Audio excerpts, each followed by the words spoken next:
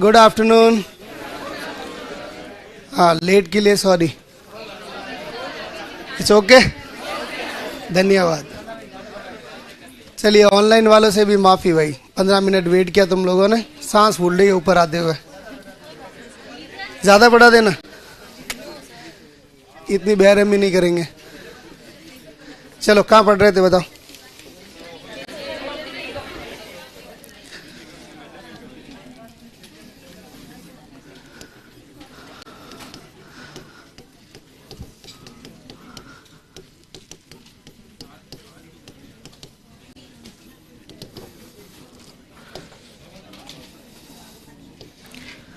चलिए, blood pressure में अपन ने जो है वो सिस्टोलिक डायस्टोलिक की बात कर ली, उसके मेथड्स की बात कर ली थी।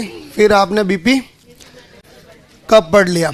अब आपको पढ़ना है कि अगर बीपी कफ को टाइट कर दिया आपने ज़्यादा तो क्या होगा, बीपी कफ को लूज कर दिया तो क्या होगा, या फिर हाथ को ऊपर रख दो, नीचे रख दो, हार्ट लेवल पे नहीं रखा तो क्या होगा?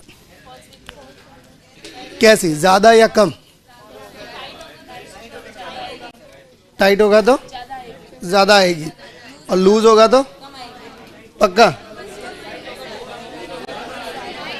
बस बस बस,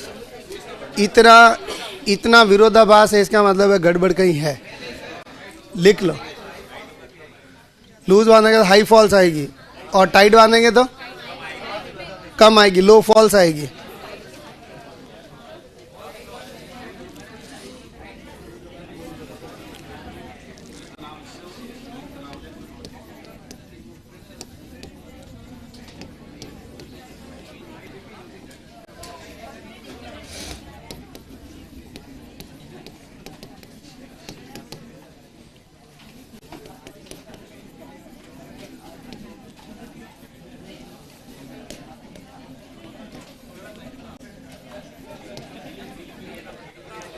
इधर देखिए, सुनिए, बिलो हार्ट लेवल, ठीक है, बिलो हार्ट लेवल हुआ तो बीपी कैसी आएगी?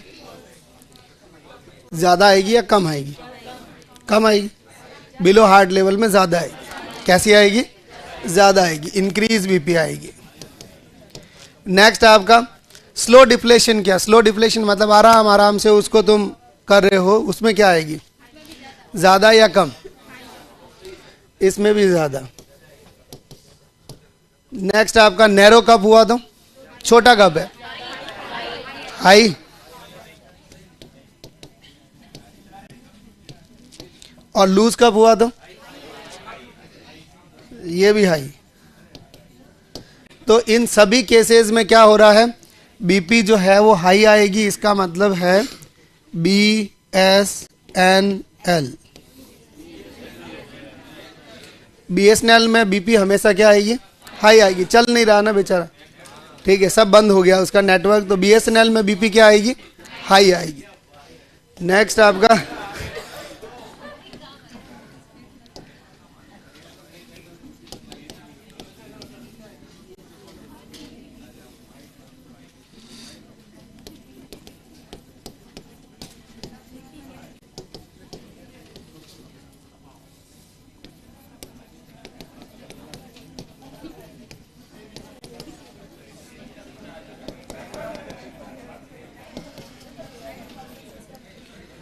इन सभी केसेस में लो बीपी आएगी। कैसी आएगी? लो बीपी। तो इसमें जो आपका ट्रिक है वो है वक्त। वक्त की बात है, किसी जमाने में BSNL जो है वो सबसे टॉप पे रहता था, और आज BSNL की कोई पूछ नहीं है, लोग ने बेच डाली, ठीक है, उनकी बीपी हाई हो गई। तो ये ध्यान रखना, वक्त में W से वाइड कफ, A से एबो हार्ट लेवल, Q से क्विक डिफ्लेशन, और T से क्या है? टाइट कफ। इन सभी केसेस में बीपी लो आएगी। कैसी आएगी? लो। जबकि आपका BSNL के अंदर है, बिलो हार्ट लेवल है, बीपी ज़्यादा आएगी, स्लो डिफ्लेशन है, ज़्यादा आएगी, नैरो कफ है, ज़्यादा आएगी, लूज कफ है, ज़्यादा आएगी। तो कंफ्यूजन नहीं रखना, अगर कुछ भी हो तो BSNL और वक्त को ध्यान रख लेना, किधर ज़्यादा किधर कम। रेडी? चलिए नेक्स्ट, अब जब कभी भी आईसीयू में पेशेंट होता है तो उस पर बीपी के ड्रग्स चलते हैं, अपन कहते हैं एडीआर चला रहे हैं। क्या चला रहे हैं? एडीआर चला रहे हैं, नॉरेड चल रहा है किसी के, तो नॉरेड और एडीआर के अंदर आप बीपी को मैनेज करना पड़ता है। ठीक है, आप जो भी नॉरेड चला रहे हैं वो किसके लिए चला रहे हैं कि बीपी बढ़े, किसी का घटा हुआ है। डोपा भी चलाते हैं अपन। तो अलग अलग लोगों के अलग अलग ड्रग है। आईसीयू में कॉमनली नॉरेड ही चलता है, पर मेडिसिन वार्ड होंगे वहां पे बीपी को बढ़ाने के लिए हमेशा क्या करते हैं, डोपामिन यूज करते हैं। ठीक है, ये सभी इन्फ्यूजन की ड्रग है जिनको बोलते हैं आइनोट्रॉप्स। क्या बोलते हैं? आइनोट्रॉप्स। आइनोट्रॉप्स हमेशा इन्फ्यूजन पंप से ही चलते हैं। किससे चलते हैं? इन्फ्यूजन से। मतलब ये थोड़ी सी भी डोज ज्यादा गई तो ये रिवर्स इफेक्ट भी कर सकते हैं, और आप तो बढ़ाना चाह रहे हो, या तो वो हाई कर देगा बहुत ज्यादा, या फिर कम गया तो क्या करेगा, बीपी लो हो जाएगा। तो इनको आइनोट्रॉप्स कहते हैं, और ये हमेशा इन्फ्यूजन पंप से ही जाएंगे, और इनकी कैलकुलेशन हमेशा वेट पर केजी के हिसाब से होती है। मतलब क्या हुआ कि साहब 0.3 mg पर केजी पर ml के हिसाब से होगी कैलकुलेशन। तो ये आपको अभी पता नहीं चलेगा, जब आईसीयू की कैलकुलेशन करेंगे तब आपको बताएंगे इनकी कैलकुलेशन किस तरह से होती है। चलो, अब यहाँ पे बीपी को मैनेज करने के लिए आप एक चीज निकालते हैं जिसको बोलते हैं मैप। क्या निकालते हैं? मैप, जिसको बोलते हैं मीन आर्टीरियल प्रेशर। ये मीन आर्टीरियल जो प्रेशर है वो आपके हमेशा जो बीपी आती है ना उसके बीच में नीचे लिखा हुआ आता है। देखा आपने? आर्टीरियल बीपी देखी आपने सभी ने, रेड कलर में मेंशन होती है। फिर जो भी सिस्टोलिक डायस्टोलिक लिखा हुआ उसके नीचे उसका मीन आता है। क्या आता है? मीन है। तो मीन का फॉर्मूला क्या है? Systolic plus diastolic into 2/3। ये इसका फॉर्मूला हो गया। अब इस फॉर्मूले में आपकी बीपी को रखना है और देखना है कि आपका मैप कितना आ रहा है। अगर मैं ये कहूं कि किसी का बीपी जो है वो 110/65 आ रहा है, कितना आ रहा है? 110/65 है। अगर ये बीपी है तो इसका मीन आर्टीरियल प्रेशर कितना होगा? ठीक है, मैप निकालना है, निकालो, फॉर्मूला लिखो और ये वैल्यूज लिख के और इसका निकालो। मैप निकालना है, ठीक है, जिसमें देखो सिस्टोलिक बीपी 110 है, डायस्टोलिक कितना है? 65 है। इस फॉर्मूले में ये वैल्यू रखो और निकालो, कैलकुलेट करो कितना आता है। 80। बाकी वाले भी निकाल लो, कर लो तुम, ये बोलते रहेंगे। बाकी वाले सभी कैलकुलेट करके देखो।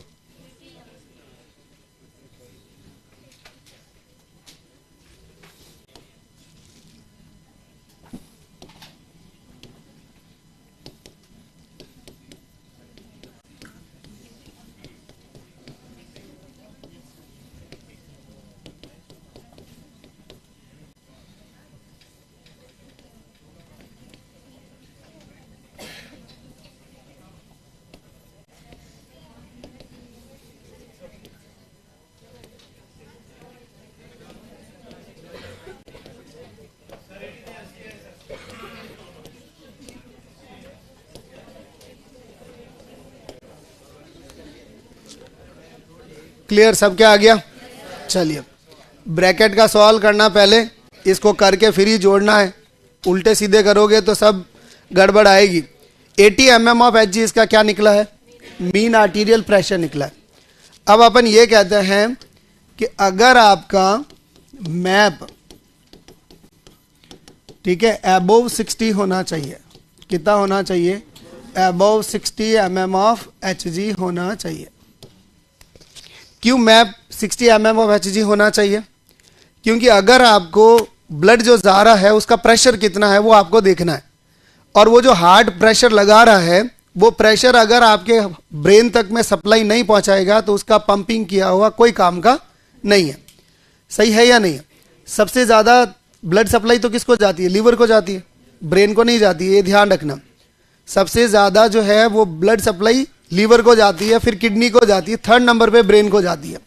तो अबव 60 mm ऑफ Hg रहेगा तो आपके हार्ट लेवल तक जो है वो आपके ब्रेन तक में क्या पहुंचना चाहिए? ब्लड पहुंचना चाहिए। नहीं पहुंचेगा तो क्या होगा? ब्रेन में जो है वो ऑक्सीजन की कमी हो जाएगी।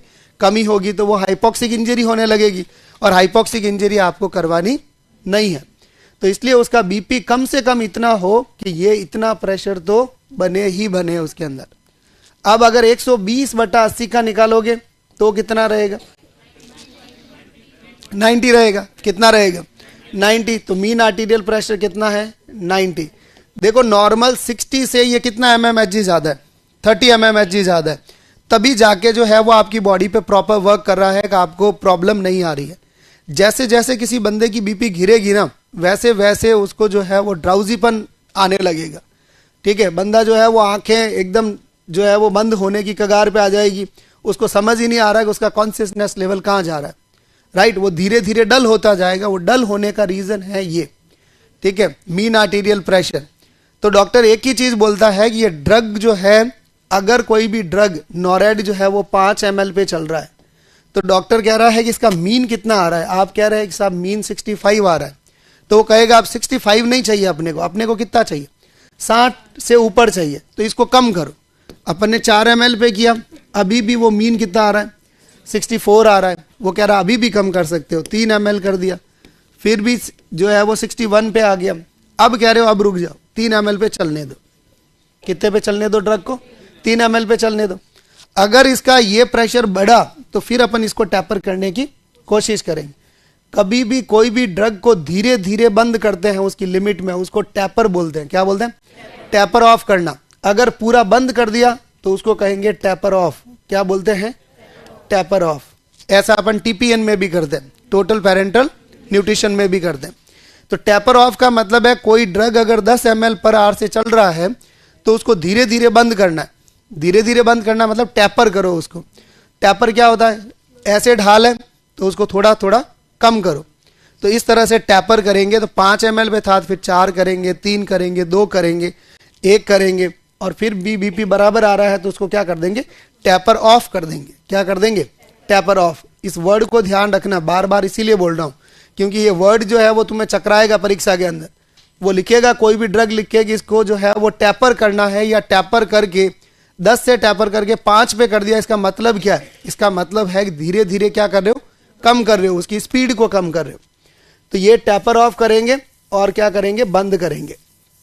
नेक्स्ट, 60 से अगर नीचे चला गया तो इस ड्रग को वापस क्या करना पड़ेगा? बढ़ाना पड़ेगा। बीपी को आपको इस लेवल पे लाना है, ये आपको ध्यान रखना है। तो mean should be always above 60। क्यों जरूरी है? To prevent the hypoxic injury. Hypoxic injury को बचाने के लिए आपको ऐसा करना चाहिए।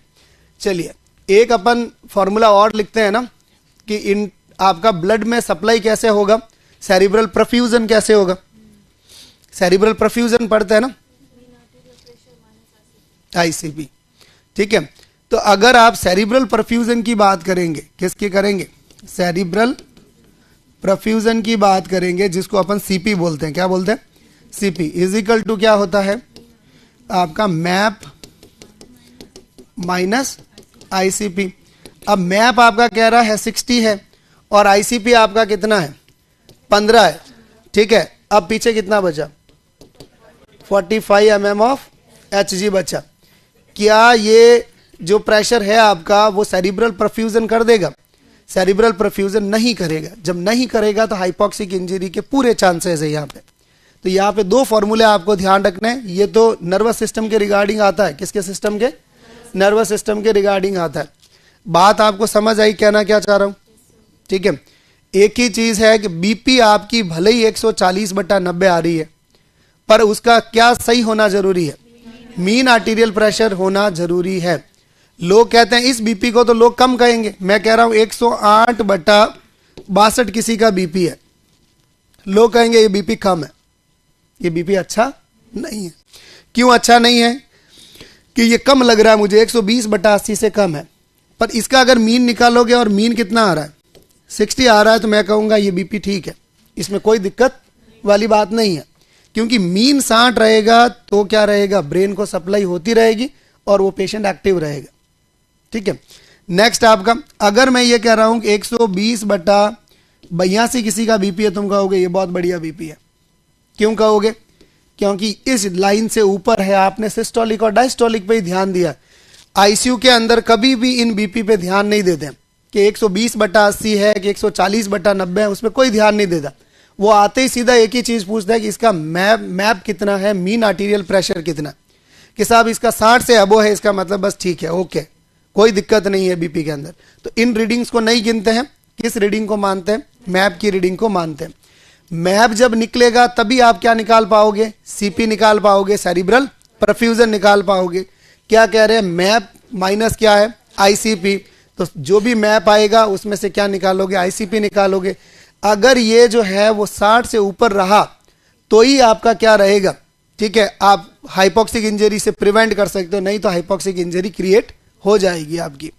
तो जो जितने भी लोग पानी में गिर जाते हैं या फिर जिनको हाइपोवोलेमिक शॉक लग जाते हैं तो उनका बीपी क्या होता है? गिरता है। और जैसे ही गिरेगा तो उसका मैप भी क्या होगा? गिरेगा। और जब मैप गिरा तो क्या रहेगा? सेरिब्रल परफ्यूजन की स्टेज कम हो जाती है, और कम होते ही उसको हाइपोक्सिक इंजरी होती है। होता है ऐसा हाइपोक्सिक में। नेक्स्ट दूसरा केस देखो, अगर किसी को कार्डियक अरेस्ट आया तो क्या रहेगा? 10 मिनट के अंदर उसको पंपिंग करके उसका ब्लड जो है वो पहुंचाना है ब्रेन तक, नहीं तो ब्रेन डेड हो जाएगा। हुआ क्या? उस समय में हार्ट जब बंद हो गया तो क्या बीपी आ रही थी? उस समय नहीं आ रही थी। तो मैप आएगा क्या? नहीं आएगा। तो हुआ क्या? इंजरी किसको हुई? ब्रेन को। क्यों ब्रेन को हुई? क्योंकि ना मैप आया, ना सेरिब्रल परफ्यूजन बना, और उसकी वजह से वो ब्रेन क्या हो गया? डेड हो गया। तो ये सभी चीजें आपको ध्यान रखनी है। सवाल डायरेक्ट इनके ऊपर कोई नहीं आता है, पर ये किसी न किसी के साथ में कंजॉइन क्वेश्चन आते हैं। सवाल आप जब करने जाओगे ना परीक्षा के अंदर, तुम्हें आइडेंटिफाई नहीं कर पाओगे कि ये सवाल फंडामेंटल का है, ये सवाल एमएसएन का है, या ये सवाल न्यूट्रिशन का है, किस चीज का है। ये सिर्फ उम्र लिखी है तो आप पता कर लोगे कि ये पीडियाट्रिक का है।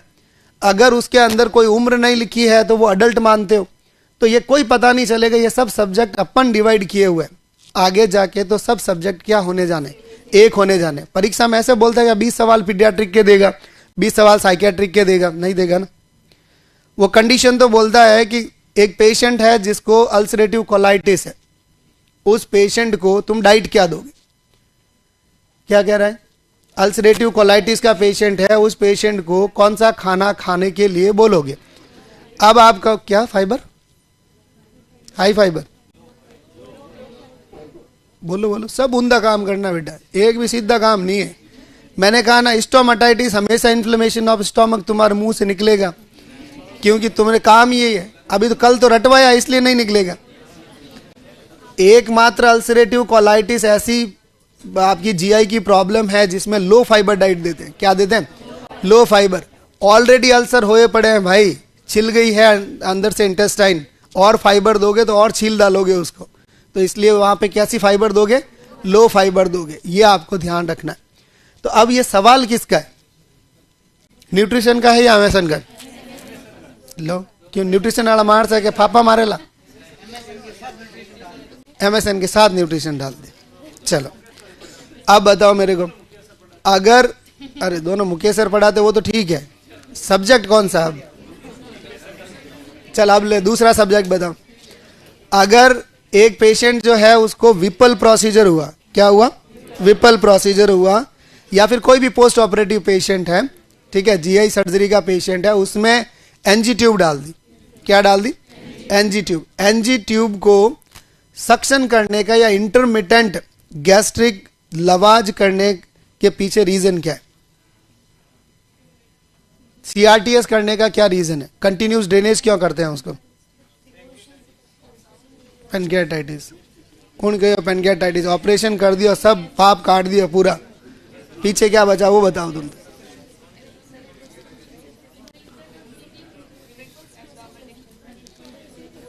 पोस्ट ऑपरेट, अच्छा चलो और सिंपल, और सिंपल। पोस्ट ऑपरेटिव पेशेंट में एनजी ट्यूब डालने के पीछे रीजन क्या है?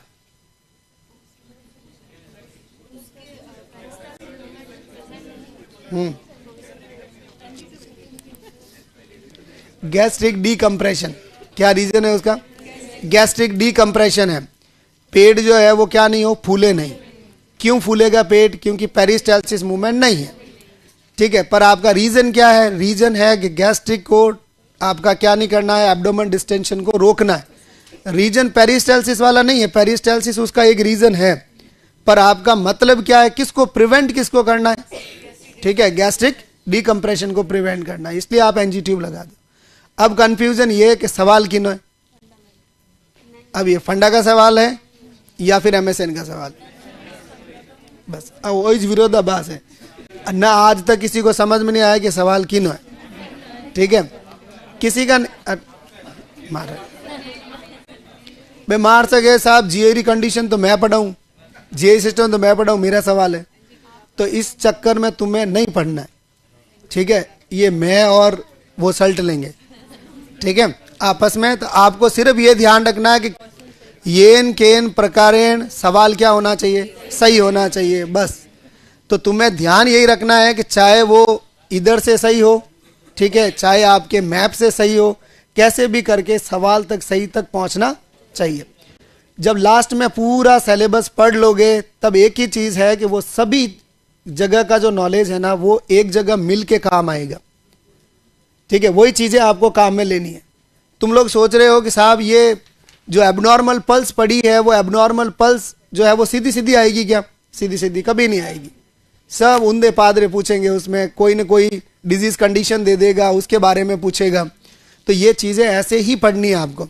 बस अपन सिर्फ आपका बेस तैयार कर रहे हैं। क्या तैयार कर रहे हैं? बेस तैयार कर रहे हैं। बस उस बेस के ऊपर जो है बिल्डिंग बनाना किसका काम है? तुम्हारा काम है। चलो नेक्स्ट, नॉर्थ सेट्रा सवाल है। हाँ, नॉर्थ सेट्रा सवाल है जी। किसकी? कितनी? 83.33। ठीक है, ठीक है। 80 to 85 उसका नॉर्मल रेंज है। क्या है? 80 to 85 इसका नॉर्मल रेंज है सेरिब्रल परफ्यूजन का। 80 to 85 आपका नॉर्मल रेंज है, ठीक है। इसका अगर मीन निकालोगे तो आपका 83.33 आएगा। क्या आएगा? इसका मीन निकालते हैं ना, ठीक है, तो आएगा। बीएससी के कितने लोग हो तुम लोग? यहाँ स्टैटिक्स पढ़ी भाइयों? पढ़ा होगा स्टैटिक्स में। एक सवाल तो पढ़ा है, मीन मीडियन मोड और स्टैंडर्ड डिविएशन। नहीं पढ़ी हो? चलो कोई ना, चलो मैप तो निकाला। नहीं आया तो बड़न दो, आगो छोड़ो, बना तूड़ी मारो, इधर समझा देंगे।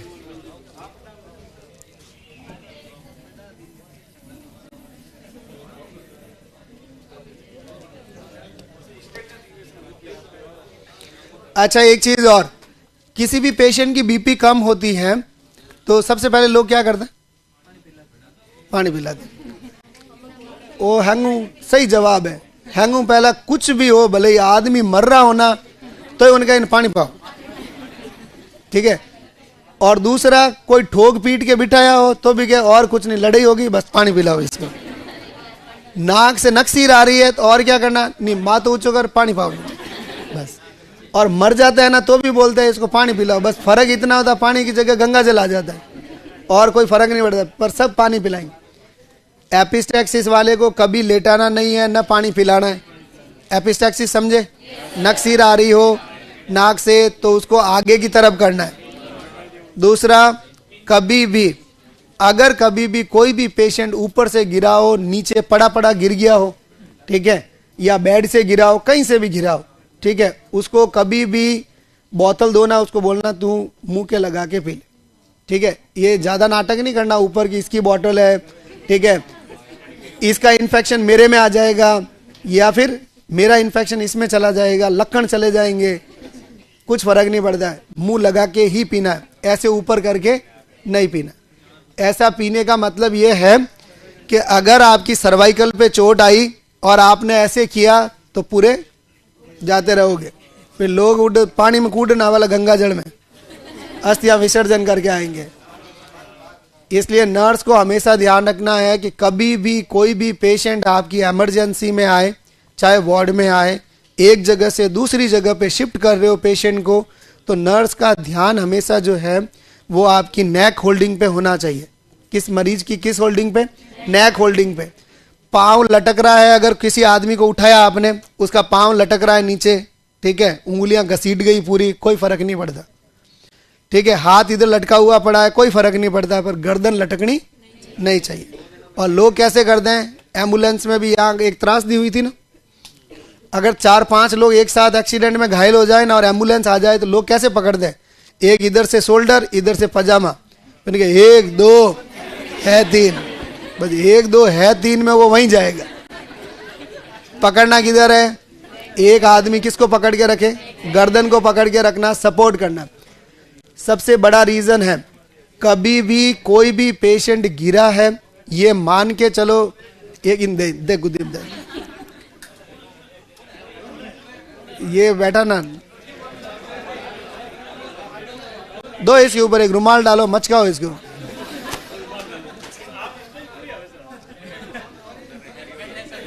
ये हम हॉस्टल में खूब किए हैं, लाइट जाते जो आगे जिल जाता था ना, वो 3 दिन तक रूम में नहीं आता। चलो सुनो, इधर सुनो। तो आपको हमेशा ध्यान किस पे रखना है, सर्वाइकल का रखना है। सर्वाइकल हमेशा होल्डिंग सही होनी चाहिए। पेशेंट का हाथ लटक रहा है उसे फर्क नहीं पड़ता। दूसरा, पेशेंट को एक बेड से दूसरे बेड पे शिफ्ट कर रहे हो तो भी नेक होल्डिंग होनी चाहिए कि आप नेक को सपोर्ट करके रखें। और दूसरा, कहीं अगर एक्सीडेंट केस है या फिर कहीं रोड साइड है तो भी आपको सर्वाइकल पे ध्यान रखना है। बहुत कॉमन क्वेश्चन है, हमेशा सवाल आता है परीक्षा के अंदर, एक पेशेंट इमरजेंसी में आया, आप गाड़ी से उस पेशेंट को स्ट्रेचर पे ले रहे हो, नर्स किस चीज का ध्यान रखेगी? ठीक है, वहां पे लिखा होता वाइटल साइंस देखेगी, ऑक्सीजन को देखेगी, उसके फेशियल एक्सप्रेशन को देखेगी। ऐसा कुछ नहीं देखना है, सिर्फ एक ही चीज है, उसकी नेक को सपोर्ट करेगी, ये ध्यान रखना है।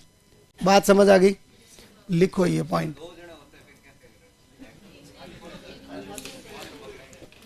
दो जना में क्यों नहीं उठा सके, एक जने उठा सके भाई, गर्दन पकड़ के ले जाइए, अकेले ले जा सकते हैं।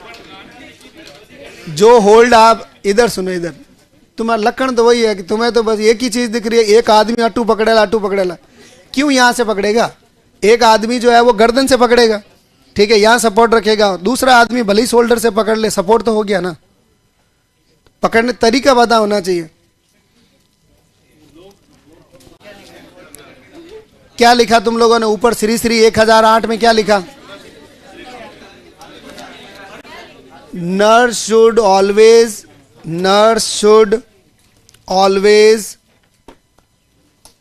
Support neck, always support neck in case of shifting the patient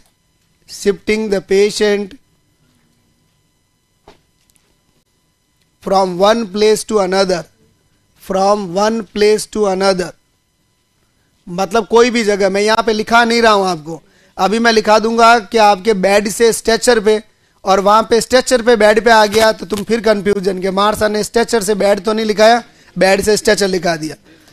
ठीक है, तो ये ध्यान रखना कि एक जगह से दूसरी जगह कहीं पे भी पेशेंट को शिफ्ट कर रहे हो, हमेशा सर्वाइकल क्या होनी चाहिए, सपोर्ट होनी चाहिए, ये आपको ध्यान रखना है।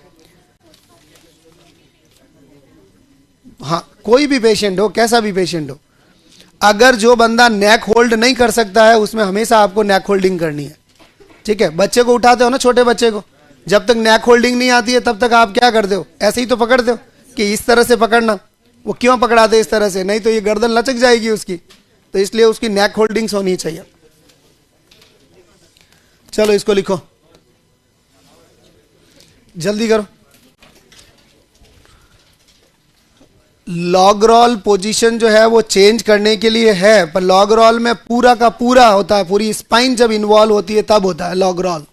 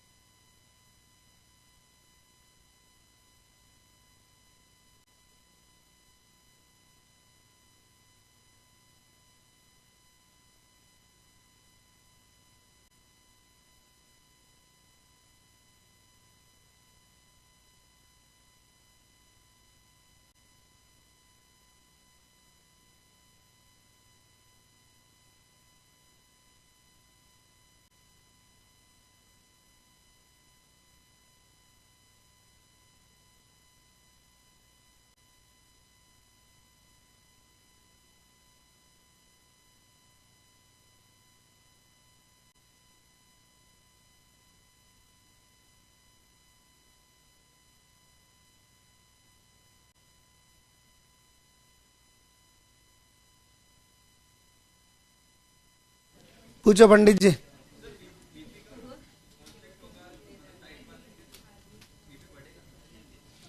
टाइट कफ देख, क्या लिखा है देख।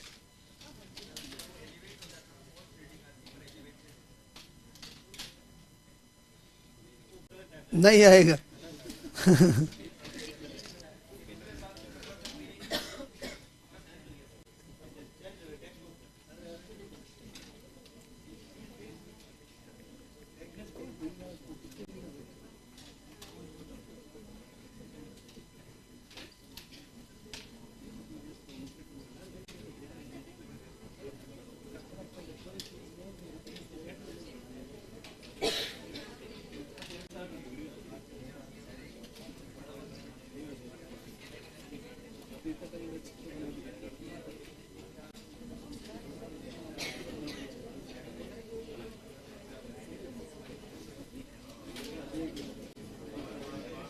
अरे भैया आवाज नहीं, लिखो फटाफट।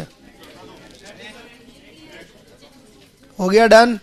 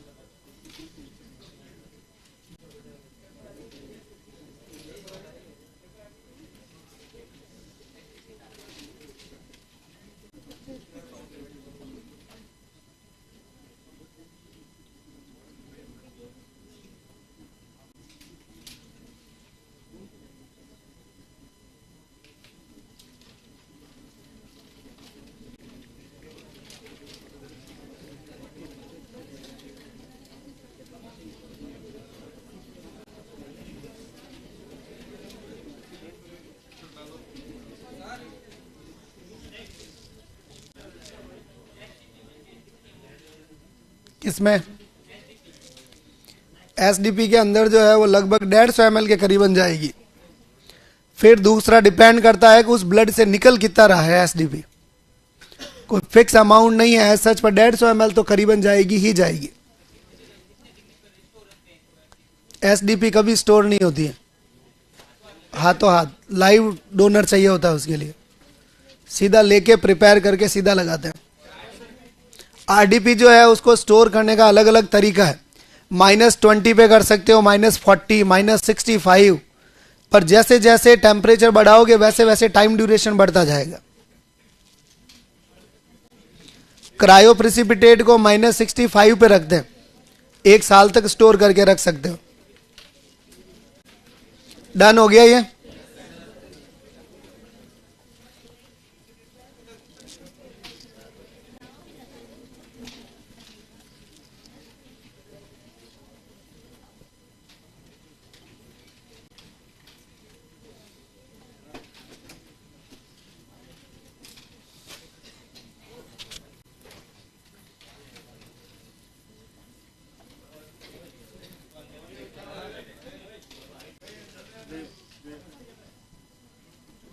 बैठ जा भाई।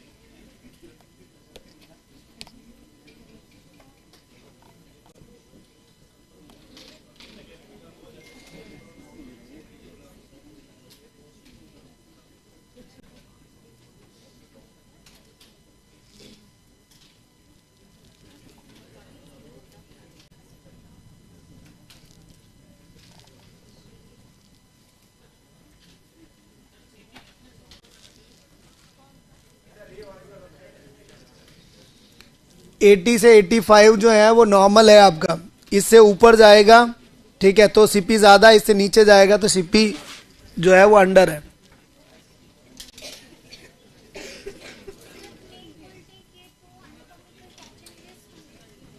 क्या चीज़?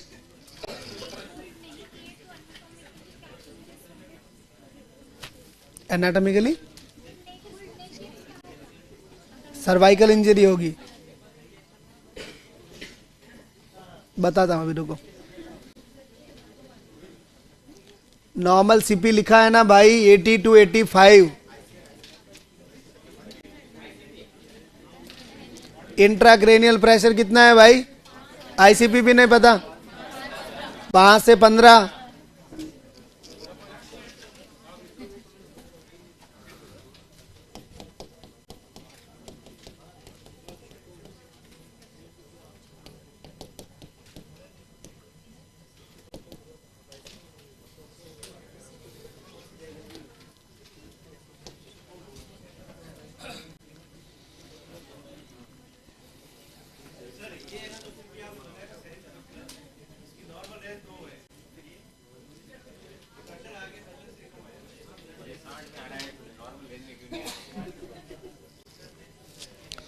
सीपी का ये फॉर्मूला लिखा फॉर्मूला, फिर मैप जो आएगा वो लिखना है, फिर ये आईसीपी लिखना है, और फिर इसकी रीडिंग जो आएगी वो किसका निकल के आया? सीपी निकल के आया।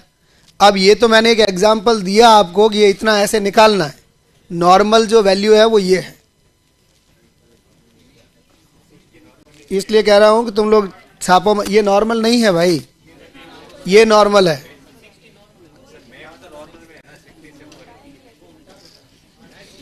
अरे दादा तो ये भी तो बड़ा हुआ है, बोलता हूं इसीलिए कि तुम जब पढ़ाऊं तो देख लिया करो इधर, फिर जो है ना ये फालतू के जवाब जो सब है वो इसीलिए आते हैं। ये फिर पूछेंगे कि साहब वो तो ठीक है, फिर ये लाइन किस लिए आई इधर? ठीक है, तो इसलिए पहले बोल रहा हूं कि सीपी नॉर्मल इतना होता है, ये सिर्फ एक एग्जाम्पल के तौर पे लिखा हुआ है, ठीक है। और दूसरा नॉर्मल आईसीपी कितना होता है? 5 से 15 होता है। तो जब 5 आईसीपी होगी तब वैल्यू में फर्क नहीं आएगा, और जब 15 होगी तो फर्क नहीं आएगा। डन हो गया ये तो? चलो इधर देखो, तुम्हारा जो नेक होल्डिंग है वो क्यों नेक होल्डिंग करना है? अगर किसी की नेक जो है ठीक है आपने होल्ड नहीं की, नॉट होल्डिंग, ठीक है, तो क्या होगा? सर्वाइकल इंजरी होगी। क्या होगी? हाँ,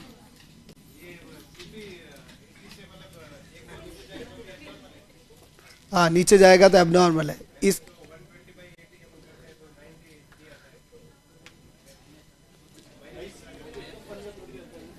कर तो जरूरी है कि जो आपका आईसीपी होगा वो हमेशा 15 से ऊपर ही रहेगा। 5 से 15 के बीच में है ना, 5 भी तो हो सकता है, 5 भी तो हो सकता है ना। अभी क्या क्या हटाऊं जस्ट सुनो अभी तुम मेरी बात सुनो, मैं इसीलिए बोलता हूं तुम्हें। देखो मुझे तुम्हें काम कराना है ना, मैं थोड़े दिन बोलूंगा तुम्हें, पर तुम जब नहीं सुनना बंद कर दोगे ना तो देखो अभी तो कुछ भी नहीं पढ़ाया मैंने, ठीक है। अभी काम की चीज सिर्फ तुम्हें मैंने पढ़ाई है, वो एबीजे एनालिसिस पढ़ाया और ये एब्नॉर्मलिटीज पढ़ाई। इनमें से सवाल परीक्षा में आने हैं, 3-4 सवाल परीक्षा में दिखेंगे। आगे तुम अगर यही काम करते रहे ना, ये ऐसे लिखते रहे, सिर्फ बाबू बने हुए रहे, तो जो आगे आईसीयू ओटी वाले जितने क्वेश्चन है ना, जो एडवांस प्रोसीजर वाले हैं, वो सब ऊपर से जाने। और एक चीज हमेशा मान के चलो, अगर मैं आपको कह रहा हूं ना, बार बार एक ही चीज कह रहा हूं ना, उसके पीछे एक रीजन है। क्योंकि तुम लोग अभी आए हो या तुम्हें 4 साल हुए पढ़ते हुए, मेरे को 12 साल हो गए हैं पढ़ाते हुए। लास्ट में एक ही चीज है, कोर्स कंप्लीट होने के बाद में तुम्हारे भेजे के अंदर एक चीज नहीं रुकेगी। जब तक तुम प्रैक्टिस नहीं करोगे और तुम मेरे साथ नहीं चलोगे, मेरा कहना नहीं मानोगे, तो भेजे में परीक्षा देने जाओगे, एक बात नहीं रुकने वाली, ठीक है। दूसरी चीज, फिर भी लोग कमेंट करते बीच में जो है वो आप बातें बहुत करते हो। बातें करना, सिलेबस कंप्लीट कराना मेरा काम है, ठीक है। ये क्यों काम है? मैं अगर मशीन की तरह चलने लग गया ना, तो मेरे और किताब में जो लिखी हुई भाषा है उसमें कोई फर्क नहीं है। मुझे पता है कि 6 घंटे क्या है, साइंटिस्ट खुद जो है वो 1 घंटा कॉन्सेंट्रेट करके नहीं बैठ सकता, और तुम्हें यहाँ गधों की तरह 6 घंटे बिठा रखा है, तुम क्या जो है वो कंसंट्रेशन रखोगे? मेरा खुद का कंसंट्रेशन नहीं है। मैं जब 2 घंटे पढ़ाता हूँ तब मैं 15 मिनट कंसंट्रेशन करके तुम्हें पढ़ाता हूँ, और 16वें मिनट में तो मेरा खुद का माइंड कहीं और जाता है। सही है या नहीं है? तुम कर सकते हो 6 घंटे तक कंसंट्रेशन यहाँ पे, 1 घंटे से ज़्यादा तुम्हारा कंसंट्रेशन नहीं है। तुम्हें बातें क्यों हम लोग कोई तरीका बता के, ट्रिक बता के चीज़ करते हैं? किसी चीज़ को याद रखने के लिए बोलते हैं इस चीज़ को ध्यान दो। क्यों किसी चीज़ को रिवाइज कराते हैं? रिवाइज करने का मतलब है कि मैं तुम्हें पोक करता हूं कि ये चीज़ तुम्हें याद रखनी है। ठीक है, जब तुम्हें क्या चीज़ रहता है वो याद रहता ही। और अगर मैं तुम्हें ऐसे ही लिखाते गया और तुमने यहां से कॉपी मार लिया, खूब सारे करते हैं लोग ऐसा, ठीक है, कि वो सिर्फ लिखते हैं और फिर उसी को रीड करके मैं पढ़ा दूं तुम्हें, ये मेरा तरीका नहीं है। ठीक है, अगर मैं ऐसे ही बोलूंगा कि ये देख लो, इधर पढ़ लो, बस ये लिखा हुआ है, बस और कुछ नहीं, ये देखो मैप है, ये सिस्टोलिक इनटू ये बस खत्म। मैंने तुम्हें एग्जाम्पल नहीं बताया तो कल तुम भूल जाओगे इसको, तुम्हें पता ही नहीं रहेगा कि ये प्लस था माइनस था क्या था। पर तुमने हाथ से करके देखा ना, कैलकुलेशन करके, वो कहीं ना कहीं तुम्हें मिस्टेक समझ आएगी। दूसरा, अगर तुम्हें ये रटने के लिए बोलूंगा कि तुम इस चीज़ को रट लो, तो भी तुम, अगर मेरे क्या दिक्कत थी, मुझे BSNL में नहीं लिखता, मैं तुम्हें सीधा सीधा बता देगा, देखो बिलो हार्ट लेवल होगी ज़्यादा होगी, स्लो डिफ्लेशन होगा तो ज़्यादा होगी, नैरो और नंबर। तुम खपते रहते यहाँ पे, तुम्हें याद नहीं होगी। पर तुम जहाँ कन्फ्यूज़न आएगा तुम्हें याद रहेगा कि ये BSNL याद करना है और इसमें ज़्यादा आएगी। क्यों बता रहे हैं? क्योंकि चीज़ें याद रखनी है तुम्हें। जब मैं 10 साल पढ़ा हूँ, 12 साल पढ़ा हूँ, और तब मुझे सब्जेक्ट याद हुआ है कि मैं तुम्हारे पास बिना किताब ला के पढ़ सकता हूँ, ठीक है, पढ़ा सकता हूँ, तो मैं नहीं समझता कि तुम 6 महीने के अंदर या 1 महीने के अंदर तुम इतने इंटेलिजेंट हो कि तुम्हें पूरा सब्जेक्ट याद हो जाना है। मरे ही याद नहीं होना है। ठीक है, तुम भले ही लिखो, तुम पेपर भरो, उससे कोई फायदा नहीं है। कॉपियां तुमने भर भर के जो है वो 4 साल में खूब पाप काटा है कॉपियों का, और खूब पैसे खर्च किए हैं, अलग अलग नोट्स बना बना के। क्या याद रहा तुम्हें? फर्स्ट ईयर सेकंड ईयर की एक भी चीज याद है तो बता दो, याद है क्या तुम्हें? वही नहीं पता है। नहीं तो हमने पढ़ा है, मैं रिवाइज कर रहा हूं, अगर एक ही बैच में साल भर के हम लोग 5 बैच निकालते हैं, 4 बैच निकालते हैं, तो हमें हर चीज पता है ना। मैं जिस किताब को पढ़ रहा हूं, मैं एक ही किताब को पढ़ रहा हूं, मुझे किताब के पेज नंबर पता है, मुझे किताब के किस एंड पे सवाल लिखा हुआ वो पता है कि कहाँ लिखा हुआ है, क्योंकि मैं उसकी प्रैक्टिस करता हूं, इसलिए मुझे पता है। जब मैं प्रैक्टिस नहीं करूंगा, मैं अगर 6 महीने पढ़ाना छोड़ दूं तो मेरी तुम्हारी से बुरी हालत हो जाएगी, क्योंकि मैं पढ़ा ही नहीं तो मुझे याद नहीं रहेगा। इसलिए तुम, जब मैं पढ़ा रहा हूं आपको, तो आप ध्यान दो यहाँ पे। फिर तुम उसी चीज को जब वापस लिखोगे तब डबल होगा। तुम घर जाओगे, एक बार रिवाइज करोगे, 3 बार होगा, और 3 बार चीज पढ़ लोगे और वापिस हफ्ते भर में एक बार रिवाइज कर लोगे, चीजें याद रहेगी, सटीक रहेगी, बेजे में सेट हो जानी है। ठीक है, जाएगी कहीं नहीं। और तुम अगर यही काम करोगे कि टीचर भी लिख रहा है, तुम भी लिख रहे हो, और फिर टीचर कह रहा मेरे बाप का क्या जा रहा है, लो लो ये लाइन है, ये लाइन है, देखो ठीक है, बस ये ऐसी ऐसी रहेगी, मैं चेंज नहीं कर सकता। तुम कहोगे ठीक है, मारसा सही कह रहे। तो फिर ऐसा तो तुम घर ही कर लोगे।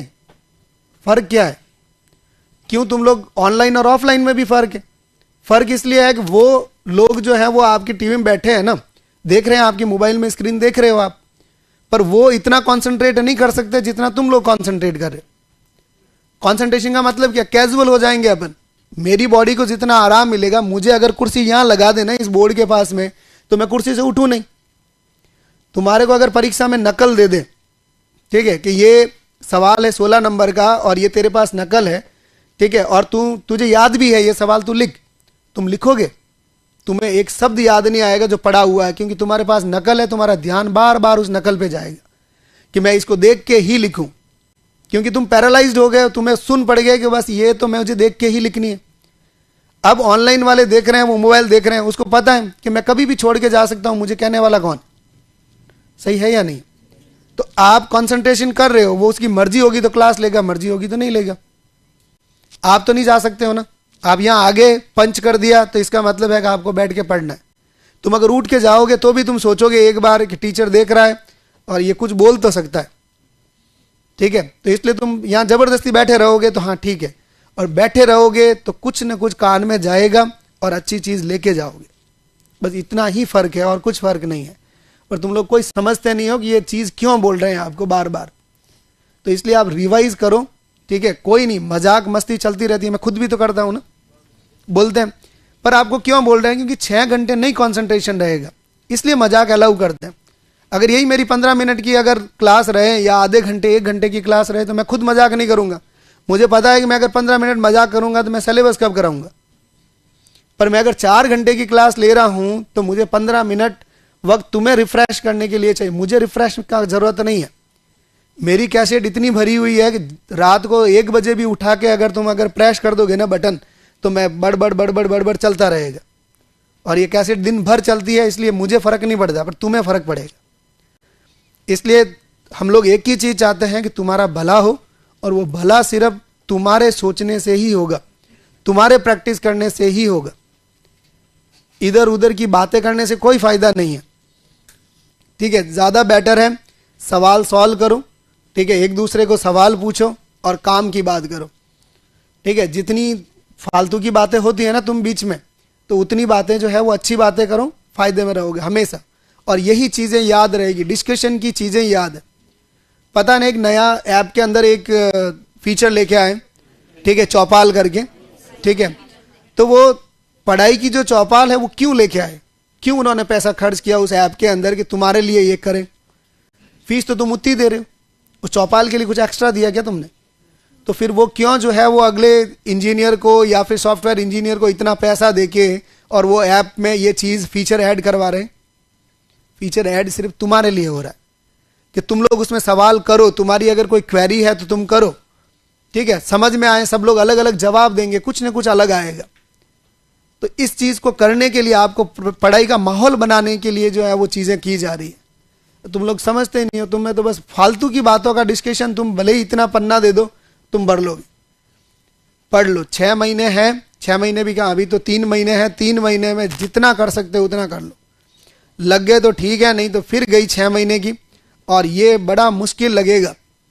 एक बार बोल के मन को शांत कर दोगे, नहीं हुआ अगली बार हो जाएगा, ठीक है। घर वाले बोल देंगे कोई बात नहीं बेटा, घर वालों का काम है भाई, वो तुम्हें खोना नहीं चाहते इसलिए कुछ नहीं बोलेंगे। तुम तुम्हारी लाइफ में क्या करना चाहते हो ये सोचो ना।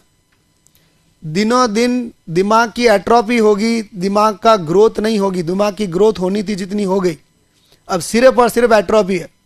एक बार असफल रहो, ठीक है, दूसरी बार उससे ज्यादा असफल रहोगे अगर मेहनत नहीं करोगे तो, ठीक है। जो लोग पढ़ रहे हैं 2 साल से पेपर दे रहे हैं, वो देखो अपना स्टैंडर्ड कहां बच रहा है। तुम यही सोच रहे हो, तुम्हें हर बार लगता है मेरे ये पढ़ा हुआ है, परीक्षा में जाते हो फिर फेल होके आते हो। इसका मतलब है कि तुम वही गलती बार बार कर रहे हो जो तुमने प्रीवियस गलती की थी। तो सिर्फ एक ही चीज है, पढ़ो, ठीक है, और सफल होके निकलो, ठीक है। यही उद्देश्य रखोगे तो ही काम बनेगा, नहीं तो नहीं बनेगा। ये फालतू की बातें जो है वो ड्यूटियों पे करते रहना, दुनिया कुछ नहीं कहेगी, ठीक है। अगर फालतू बात अभी करोगे तो लोग जूत मारेंगे, और सक्सेस होने के बाद में फालतू बात बोल भी दोगे तो लोग कहेंगे नहीं इसका समय खराब है, बाकी कुछ नहीं, सब ठीक है, ठीक है, इसके मुंह से निकल गया होगा ऐसे, बाकी ये बोलता नहीं है। ये लोगों के स्टेटमेंट चेंज होते हैं। तो स्टेटमेंट चेंज करवाना सीखो लोगों से कि तुम्हारे लिए लोग क्या सोचते हैं और क्या सोचेंगे, ठीक है। फालतूगिरी करने से कोई मतलब नहीं है, इसलिए तरीका सीखो। पढ़ाता हूं तब सीखो, बोलता हूं हर बार बोलता हूं ना, हर रोज आके बोलता हूं तुम लिख लो। मैं तुम्हारे चक्कर में जो है कोर्स के 5 घंटे डिले चल रहा हूं, अभी तो हुआ क्या है, फिर भी मैं जो है वो कर क्या रहा हूं। तुम्हें रोज बोलता हूं तुम मेरी बात पे ध्यान दो, सुनो मेरी बात। कोर्स कराना है मुझे, मैं कोर्स करवा दूंगा, ठीक है। अभी फट फट जो है वो लिखना चालू करूंगा कि तुम छापो छापो छापो और चलो, पर नई चीजें याद रहेगी। कल बोला मैंने एब्नॉर्मलिटीज पल्स है, तो तुम घर जाके नहीं पढ़े हो तब भी अभी लिख लो, तुम सब लिख लोगे, आधा अधूरा तो लिख ही लोगे ना। तो इसका मतलब क्या था कि तुमने अगर ध्यान दिया है तो तुम लिखोगे, पर ध्यान नहीं दिया तो नहीं होगा। तो कंसंट्रेट करो और पढ़ो ध्यान से। चलो, अब क्या हुआ, नेक की इंजरी अगर हुई, कोई अगर नेक होल्डिंग नहीं कर पाता है, ठीक है, आपने जो है वो झटका दे दिया किसी को। अगर झटका दिया तो अपन प्रोटेक्ट किसको कर रहे हैं, सर्वाइकल को कर रहे हैं। कि सर्वाइकल क्यों जरूरी है, सर्वाइकल की इंजरी अगर हो गई, ठीक है, तो क्या हुआ, सर्वाइकल जो सप्लाई करती है, ठीक है, वो किसको करती है, फ्रेनिक नर्व को। किसको करती है, फ्रेनिक नर्व को, और फ्रेनिक नर्व जो है वो किसको सप्लाई करती है? डायाफ्राम को। और डायाफ्राम जो है वो आपका इंस्पायरेटरी का मेन मसल है। किसका मसल है? Inspiratory muscle. ठीक है, इंस्पायरेटरी का मेन मसल है। अब मेरे को एक चीज बताओ कि चोट कहां लगी? सर्वाइकल पे। सर्वाइकल जाते ही अफेक्टेड नर्व कौन सी हुई? फ्रेनिक। और फ्रेनिक जाते ही कौन अफेक्ट हुआ? डायाफ्राम। और डायाफ्राम जाते ही कौन प्रभावित हुआ? इंस्पायरेशन। और जब इंस्पायरेशन का कंट्रोल गया तो तुम सांस ले ही नहीं सकते हो, और सांस लोगे नहीं तो क्या होगा? मरोगे, थोड़ी देर में मर जाओगे। तो ये सारा खेल यहां से है पूरा का पूरा। तो इसलिए आपको किसको प्रोटेक्ट करना है? सर्वाइकल को प्रोटेक्ट करना है।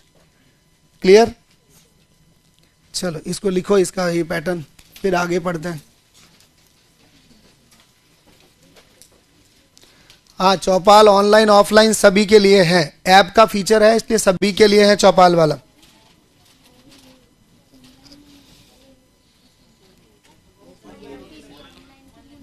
नहीं है? क्यों? ऐप में तो फीचर है ना। ऑफलाइन वालों के लिए है वो, सभी के लिए है वो। पूछ ले, कंफर्म करवा लेंगे तुम्हें।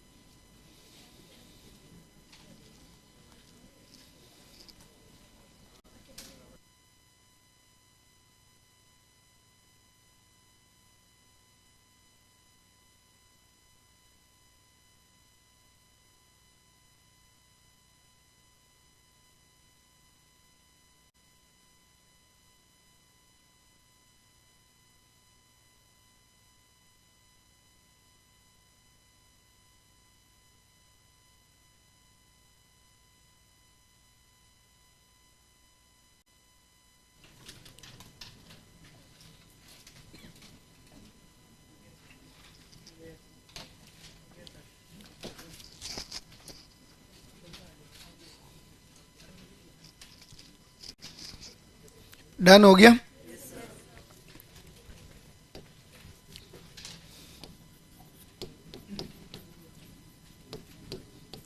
चलिए फिफ्थ वाइटल साइंस देखिए।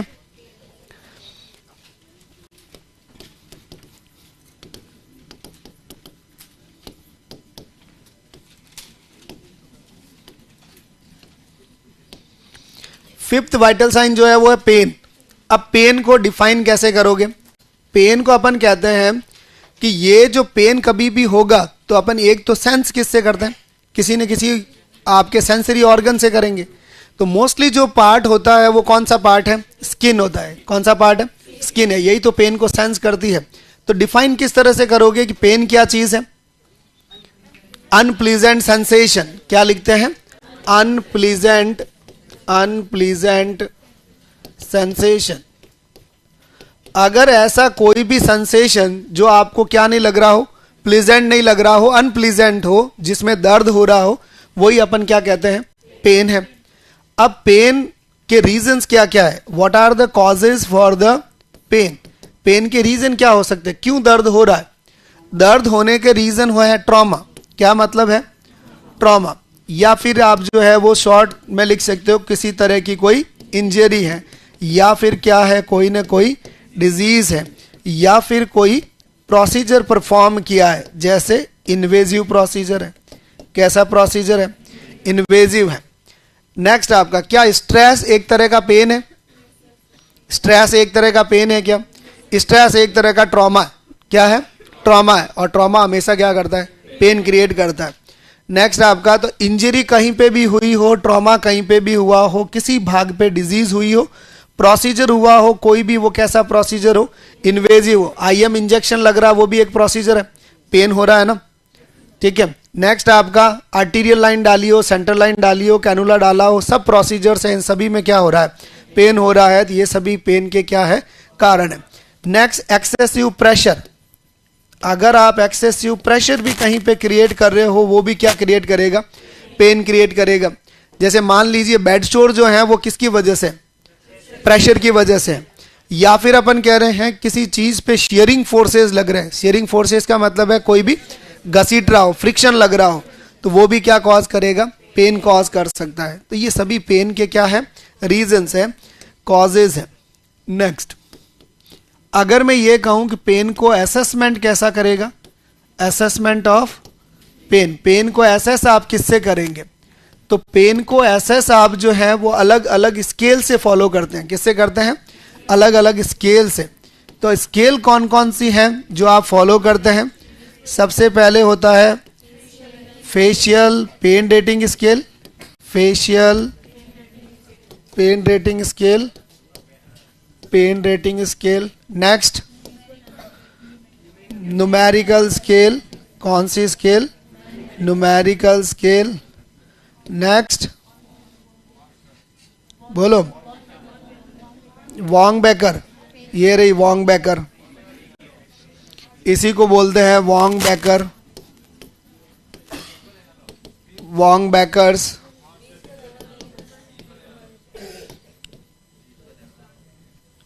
विजुअल एनालॉग, FLACC,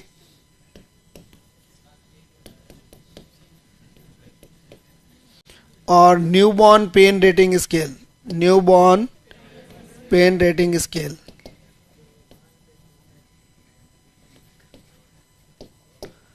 राइट, ये सभी असेसमेंट ऑफ पेन की स्केल्स हैं। अब इसमें सबसे ज्यादा जो स्केल यूज होती है वो होती है FLACC, और दूसरा होता है आपका न्यूमेरिकल स्केल। FLACC ये आपका जो फेशियल पेन रेटिंग स्केल है, या फिर इसी को बोलते हैं Wong baker facial pain rating scale, ये बच्चों में यूज होता है। किस में यूज होता है, बच्चों में। नेक्स्ट आपका न्यूमेरिकल स्केल किस में यूज होगा, जो एजुकेटेड है उनमें यूज होगा। किस में होगा, जो अडल्ट है, क्या है, जो अडल्ट है पर कैसा है, एजुकेटेड है, एजुकेशन है उसके पास। तो ही नंबर, किसी लोगों को नंबर पता ही नहीं, उनको गिनती नहीं पता 10 तक में, तो आप पेन को एसेस कैसे करोगे।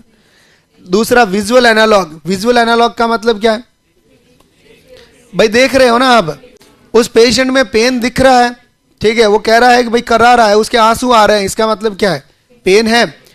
FLACC, ये जो आपका तरीका है FLACC, ये नॉन वर्बल पेशेंट में करते हैं अपन। कैसे करते हैं, नॉन वर्बल। नॉन वर्बल का मतलब क्या है, जो पेशेंट बोल नहीं सकता।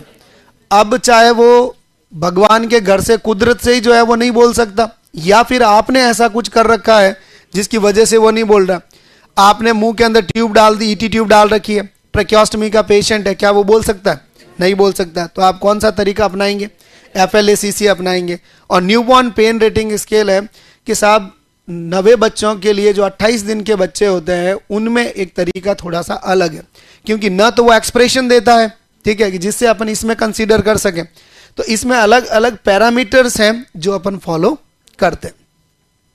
सबसे ज्यादा जो प्रचलन में स्केल है वो कौन सा है आपका, facial pain rating scale, facial pain rating scale, facial pain rating scale, इसी को बोलते हैं Wong Bakers facial pain rating scale. अब इसमें जब फेशियल पेन रेटिंग स्केल है तो इसमें एक्सप्रेशंस आते हैं। क्या आते हैं, एक्सप्रेशंस।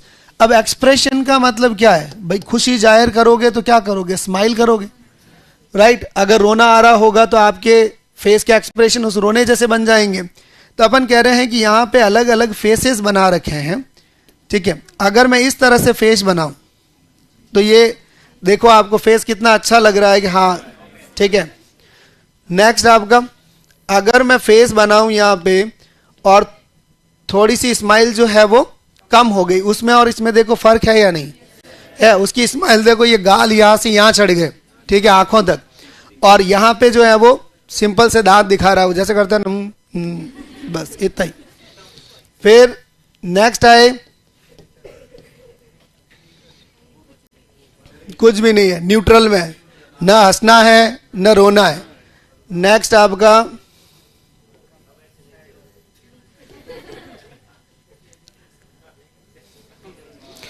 देखो रिवर्सल हो गया अब, ठीक है।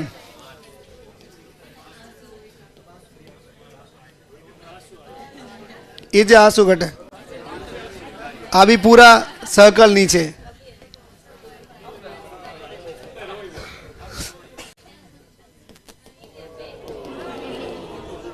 आंसू आ गया। लाओ अब रुमाल उमाल लाओ। आंसू तो बाहर ही जाएंगे, नहीं इधर से यूं बाहर नहीं जाएंगे आंसू ऐसे। वो किसी को डांस करना आता है, वो होठ रसीले वाले गाने पे कैसे डांस करते हैं, कर देना ऐसे यूं करके यूं फेंक देना, तो वैसे यूं पकड़ पकड़ फेंका करो बस। चलिए, तो यहाँ पे ये जो आपने कितने फेसेस बना रखे हैं, 6 फेसेस है। इसका मतलब है ये बिल्कुल जो है वो आपका नॉर्मल फेस है। कैसा फेस है? नॉर्मल है। अब यहाँ पे आप जब चालू करेंगे, ठीक है, तो इसकी देखो यहाँ से हर का 2-2 का गैप है। कितने का गैप है? 2-2 का गैप है, ठीक है। और यहाँ क्या है? 0 है। तो देखो सबसे पहला नॉर्मल है, 0 स्कोर दिया हुआ है। फिर आपका स्माइल है तो आपका 2, फिर आपका क्या है? 4, ठीक है। 6 का पेन, 8 का पेन, 10 का पेन, ठीक है। तो ये 0 से लगा के 10 तक की स्केल का स्कोर दिखाया गया है, किस तरह का पेन पेशेंट जो है वो फील करता है कुछ नहीं, सब खेल इन्हीं पे है। यही पे पॉइंट देखना आपको। देखो ये स्माइल से पता लग जाएगा। लोग इसका बड़ा रट्टा लगाते हैं कि पता ही नहीं चल रहा है कौन सा नंबर है। देखो पता कैसे नहीं चलता है, एक बड़ी एक छोटी, पहले बड़ी स्माइल फिर छोटी, फिर क्या हो जाएगा? पॉज, फिर छोटी स्माइल, फिर बड़ी स्माइल, ठीक है। तो आप देख लो, ये बड़ी स्माइल, छोटी स्माइल, पॉज, फिर थोड़ा, ठीक है, एक्सप्रेशन चेंज, फिर पूरे एक्सप्रेशन चेंज, और फिर तो हाँ यमुना जमुना सब, ठीक है, पूरी बहनें लग गई यहाँ पे। तो ये है फेशियल पेन रेटिंग स्केल। तो बच्चों में ये आइडेंटिफाई किया जा सकता है। दूसरी जो स्केल है, ठीक है, वो है न्यूमेरिकल स्केल। कौन सी स्केल है? Numerical scale. न्यूमेरिकल स्केल का 0 से लगा के 10 तक की जो है वो रेटिंग है। कितने तक की रेटिंग है? 0 से 10 तक की रेटिंग है। कितनी भी रेटिंग बना सकते हो आप। अब अडल्ट में ये पूछते हैं, हॉस्पिटल में अगर सर्जरी वार्ड में काम किया हो तो डॉक्टर साहब उसको जाके एक ही चीज़ पूछते हैं कि बाबा दर्द हो रहा है? तो बाबा बोल रहा हाँ दर्द हो रहा है। बोले कितना हो रहा है? बोले बहुत हो रहा है। अब बहुत में उसको कैसे पता चलेगा कि बहुत हो रहा है? ठीक है, थोड़ा सा हो रहा है। थोड़ा सा में कितना थोड़ा? तो वो नंबर पूछते हैं, वो एक पैसों में पूछते हैं कि बाबा अगर आपके पास में 10 रुपए हैं तो 10 रुपए में से कितना पैसा दर्द हो रहा है? वो कह रहा है साहब 5 पैसा दर्द हो रहा है। इसका मतलब है 50% पेन हो रहा है।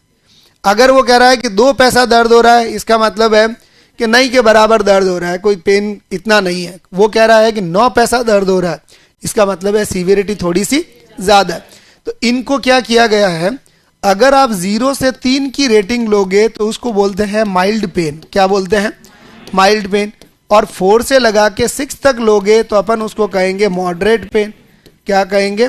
Moderate pen. और 7 से लगा के 10 कहोगे तो इसको अपन क्या कहेंगे? Severe pain. जो भी रेटिंग आ रही है जिसके हिसाब से, अगर 100 रुपए ले लो भले, 100 में वो कह रहा है कितना पेन हो रहा है कि 50 पैसे दर्द हो रहा है, तो किस में आ रहा है? मॉडरेट पेन में आ रहा है। अगर कह रहा है कि 80 पैसा दर्द हो रहा है, ठीक है, तो किस में आ रहा है? सीवियर में आ रहा है। तो इस तरह से आप पेन को क्या कर सकते हो? एसेस कर सकते हो किसी स्केल के थ्रू कि ये क्या रहेगा। बात समझ में आई? ठीक है। और सबसे ज्यादा ये 2 ही स्केल फॉलो करते हैं। अब अडल्ट जो है वो क्या करता है? नंबर गलत बता सकता है, ठीक है, तो उसके साथ में विजुअल एनालॉग स्केल देखा करो। क्या देखा करो? Visual analogue. कैसे, किस तरह से देखोगे? आदमी कह रहा है कि मेरे को 80 पैसा दर्द हो रहा है, तो आप कह रहे हो कि सीवियर पेन है। और वो सीवियर जब पेन होगा तब पेशेंट के एक्सप्रेशन ये है कि वो हंसी तो ला ही नहीं सकता, और दूसरा हंसी की बजाय उसके आंखों से क्या आने चाहिए? आंसू।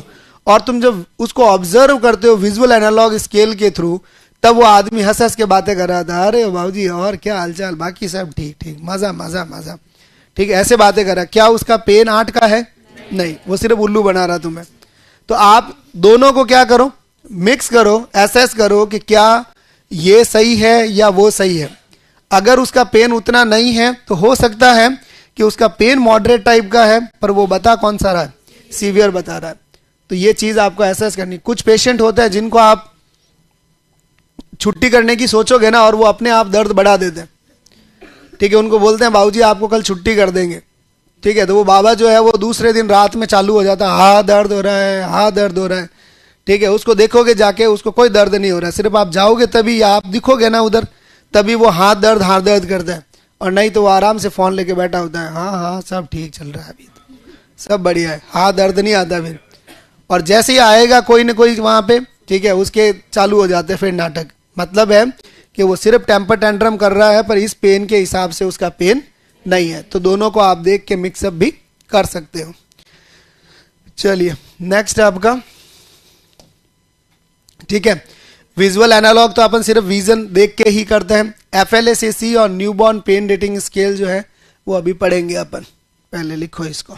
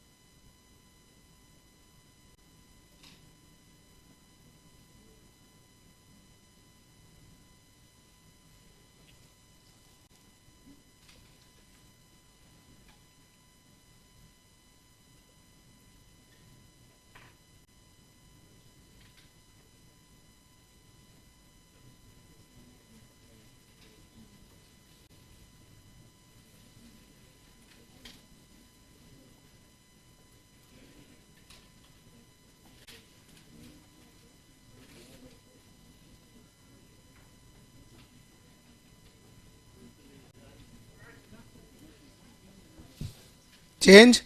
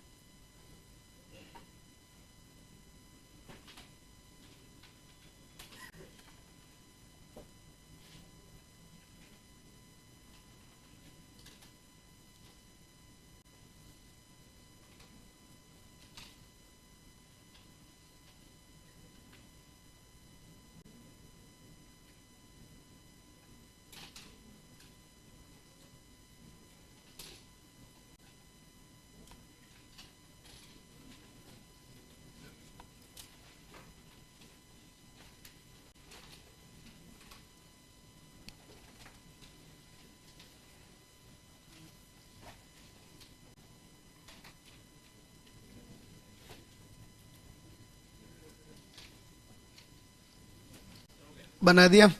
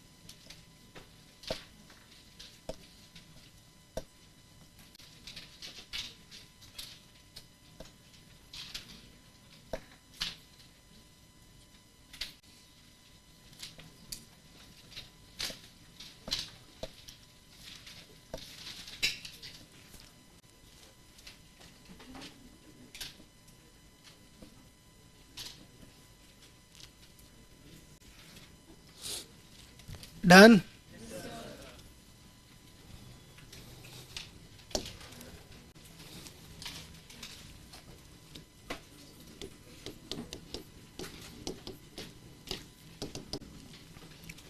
FLACC. This scale used for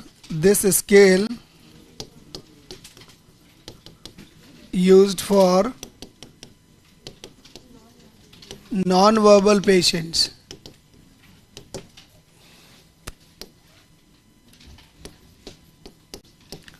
Also used for critical patients. जो क्रिटिकल पेशेंट्स हैं, F stands for face, L stands for leg, A stands for activity, C for cry, and C for consolidation. ठीक है, ध्यान दो इधर। Scale को use किस लिए कर रहे हैं? नॉन वर्बल पेशेंट्स के लिए, आईसीयू में जो भी पेशेंट है उसके लिए, क्रिटिकल जो भी पेशेंट है उन सभी के लिए। परीक्षा में सवाल कोई नहीं पूछेगा कि क्रिटिकल पेशेंट में कौन सी स्केल फॉलो करते हैं। सवाल सीधा सीधा आएगा, एक पेशेंट स्ट्राइडोर के साथ में हॉस्पिटल में आया, आपने जो है वो टेम्परेरी ट्रेकियोस्टमी कर दी, उस पेशेंट का पेन एसेस करना है, विच स्केल यू विल फॉलो। ठीक है, तो FLACC फॉलो करेगी। क्या दिमाग में आया, समझ आया सवाल? स्ट्राइडोर कल का एग्जाम्पल लेके बोल रहा हूँ कि आपको इजी समझ आए। स्ट्राइडोर का पेशेंट था, ट्रीटमेंट के लिए आप क्या करेंगे? हेमलिज किया, पर हेमलिज से सही नहीं हुआ, इसलिए क्या कराई आपने? ट्रेकियोस्टमी। अब ट्रेकियोस्टमी क्या है? पेशेंट बोल सकता है क्या? नहीं बोल सकता। आपने पेन को एसेस कर सकता है, बता सकता है क्या? वर्बलाइज कर सकता है? नहीं। तो पेन को एसेस करने का तरीका कौन सा? FLACC। वहां पे लिखा हुआ होगा Wong baker facial pen, numerical, ठीक है, विजुअल एनालॉग और FLACC। तो आपको राइट कौन सा करना है? FLACC करना है। सवाल समझ आ गया? नेक्स्ट, एक बाबा है, पोस्ट ऑपरेटिव सर्जरी का पेशेंट है, ठीक है, और पेशेंट को एडमिट हुए 5 दिन हो गए या सर्जरी को किए हुए 5 दिन हो गए। पेशेंट का पेन को एसेस करना है, कौन सी स्केल फॉलो करोगे? न्यूमेरिकल फॉलो करोगे। कौन सी फॉलो करोगे? न्यूमेरिकल फॉलो करोगे। नेक्स्ट, एक बाबा है, ठीक है, जो गूंगा है, क्या है? गूंगा है, ठीक है, म्यूटिज्म हो रखा है उसको, पेन को एसेस किससे करोगे? FLACC से। FLACC ऑप्शन में नहीं हो तो किसको कर सकते हो? विजुअल एनालॉग से कर सकते हो। डिफरेंशिएशन समझ में आ गया किस तरह से आपको चूज करना है? चलिए, अब इसमें फेस में क्या देखेंगे? फेस में देखते हैं फेशियल एक्सप्रेशंस। लेग में देखते हैं कि वो फ्लेक्शन कर रहा है या एक्सटेंशन करना है। आपने पढ़ा होगा न्यूरोलॉजी की कुछ पोजीशंस पढ़ते हैं तब क्या होता है, कुछ पेशेंट जो है वो डीसेरिब्रेट और डीकॉर्टिकेट करते हैं ना, तो उस तरह से फ्लेक्शन है या एक्सटेंशन है। Next, activity. क्या पेशेंट खुद एक्टिविटी कर रहा है क्या? अगर एक्टिविटी कर रहा है तो पेन लेवल कम है। एक्टिविटी कर रहा है तो पेन लेवल क्या है? कम है। अगर पेन रहता तो वो मरीज उठेगा क्या वहां से? कोई काम करेगा? नहीं करेगा। क्राई, जब क्राई हो रही है इसका मतलब है कि पेन की सीवियरिटी ज्यादा है। क्या है? पेन की सीवियरिटी ज्यादा है। और नेक्स्ट, कंसोलिडेशन का मतलब क्या है? उसको थोड़ी सांत्वना भी देनी होती है, ठीक है। कंसोलिडेशन का मतलब है कि आप जैसे ही उसको डिस्ट्रैक्ट करोगे पेन खत्म हो जाता है, और जैसे ही आप डिस्ट्रैक्ट नहीं करोगे उसका पेन वापस चालू हो जाता है। तो लोग क्या सेंसिटिव है, लोगों को आप जैसे ही बात करना चालू करोगे, ऐसे लोग मेरे देखो सर्जरी होगी, जैसे बच्चे नीचे गिरे और उठते ही वापस क्या, देखो मेरे यहाँ पे हो गया। आप अगर कहोगे देख तेरे यहाँ पे बूबू हो गया, देख मेरे यहाँ पे बूबू हो गया, वो कंफ्यूज हो जाता है, बोले किधर बड़ा हो गया, इधर हो गया इधर हो गया, ठीक है, बोलते ये मेरा बड़ा हुआ ना, बोले हाँ, तो ले इधर किस्सू कर दे, तो वो इधर किस्सू कर देगा, खुद का दर्द भूल जाता है। वो डिस्ट्रैक्टिबिलिटी है। क्या है? डिस्ट्रैक्टिबिलिटी, कंसोलिडेशन है। तो आप किसी भी इंसान को जो है वो करोगे, ये दर्द तेरा दर्द क्या है, दर्द तो मेरे हुआ था, ठीक है, जब मेरा पाँव के लगी थी, जब इससे भी ज्यादा दर्द हो रहा था, तुझे पता ना, तूने देखा ना, हाँ देखा, बहुत ज्यादा दर्द हुआ। डिस्ट्रैक्ट कर दिया आपने, उसके पेन को भुला दिया और आपने अपनी बात बीच में घुसा दी, इसलिए उसका दर्द खत्म हो गया, कंसोलिडेशन है। तो इस तरह से आपको ये देखना है ये FLACC स्केल। नेक्स्ट आपका न्यूबॉर्न के लिए newborn infant pain rating scale.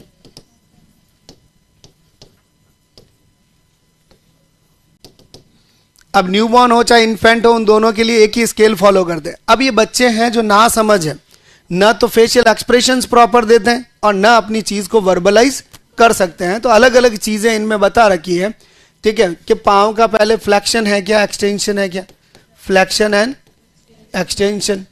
फिर उसके ग्रीमिसेस देखे गए हैं, इसका मतलब है उसके रिफ्लेक्सेस देखे गए हैं। फिर उसमें जो है वो क्राई को इन्वॉल्व किया है, फिर फीडिंग को इन्वॉल्व किया है, फिर लिप्स को देखा है, फेशियल एक्सप्रेशंस को देखा है। ये सभी चीज़ें इन्वॉल्व है इसके अंदर। बात समझ में आई? बच्चों के फ्लैक्शन एक्सटेंशन से क्या है, दूसरा ग्रिमिसेस, उसके रिफ्लेक्सेस, नेक्स्ट उसकी क्राई, नेक्स्ट उसकी फीडिंग। फीडिंग का मतलब है जब बच्चे को दर्द होगा वो फीड करना बंद कर देगा। ऑब्जर्व करो, कभी किसी बच्चे के कान में दर्द हो रहा हो तो वो क्या करेगा, वो उस भाग को ऊपर रखता है, ठीक है, वो रोज इस तरफ सोता है, पर जिस तरफ कान में दर्द हो रहा है उस कान को क्या करेगा, हमेशा ऊपर रखेगा। जैसे ही आप हाथ लगाओगे वो ज्यादा और ज्यादा चिल्लाना चालू करेगा, इसका मतलब है उसको दर्द वहां पे हो रहा है। तो वो उस समय में फीड क्या कर देगा, छोड़ देगा, वो फीड लेगा नहीं। नेक्स्ट लिप्स, लिप्स के जैसे इस तरह से वो एक्सप्रेशंस नहीं बनते हैं, उसके होठ बाहर निकाल देगा, ठीक है, तो ये उसके रोने जैसे एक्सप्रेशन स्टार्ट करेगा वो। और फेशियल एक्सप्रेशंस जो है वो कंटिन्यूसली रोता रहेगा, ठीक है, या फिर आपके वो फेसेस बनाए थे उस तरह फेसेस क्रिएट करेगा। तो ये सभी आप किस में फॉलो करोगे, newborn infant pain rating scale के अंदर फॉलो करोगे। इसका क्वेश्चन नहीं आता है, सिर्फ नाम पूछ सकता है, इससे ज़्यादा कुछ नहीं आएगा। सबसे ज़्यादा जो है वो आपको ये पूछ सकते हैं, ठीक है। इसके अलावा जो है न्यूमेरिकल स्केल और Wong Baker facial pain rating scale के बारे में सवाल आता है।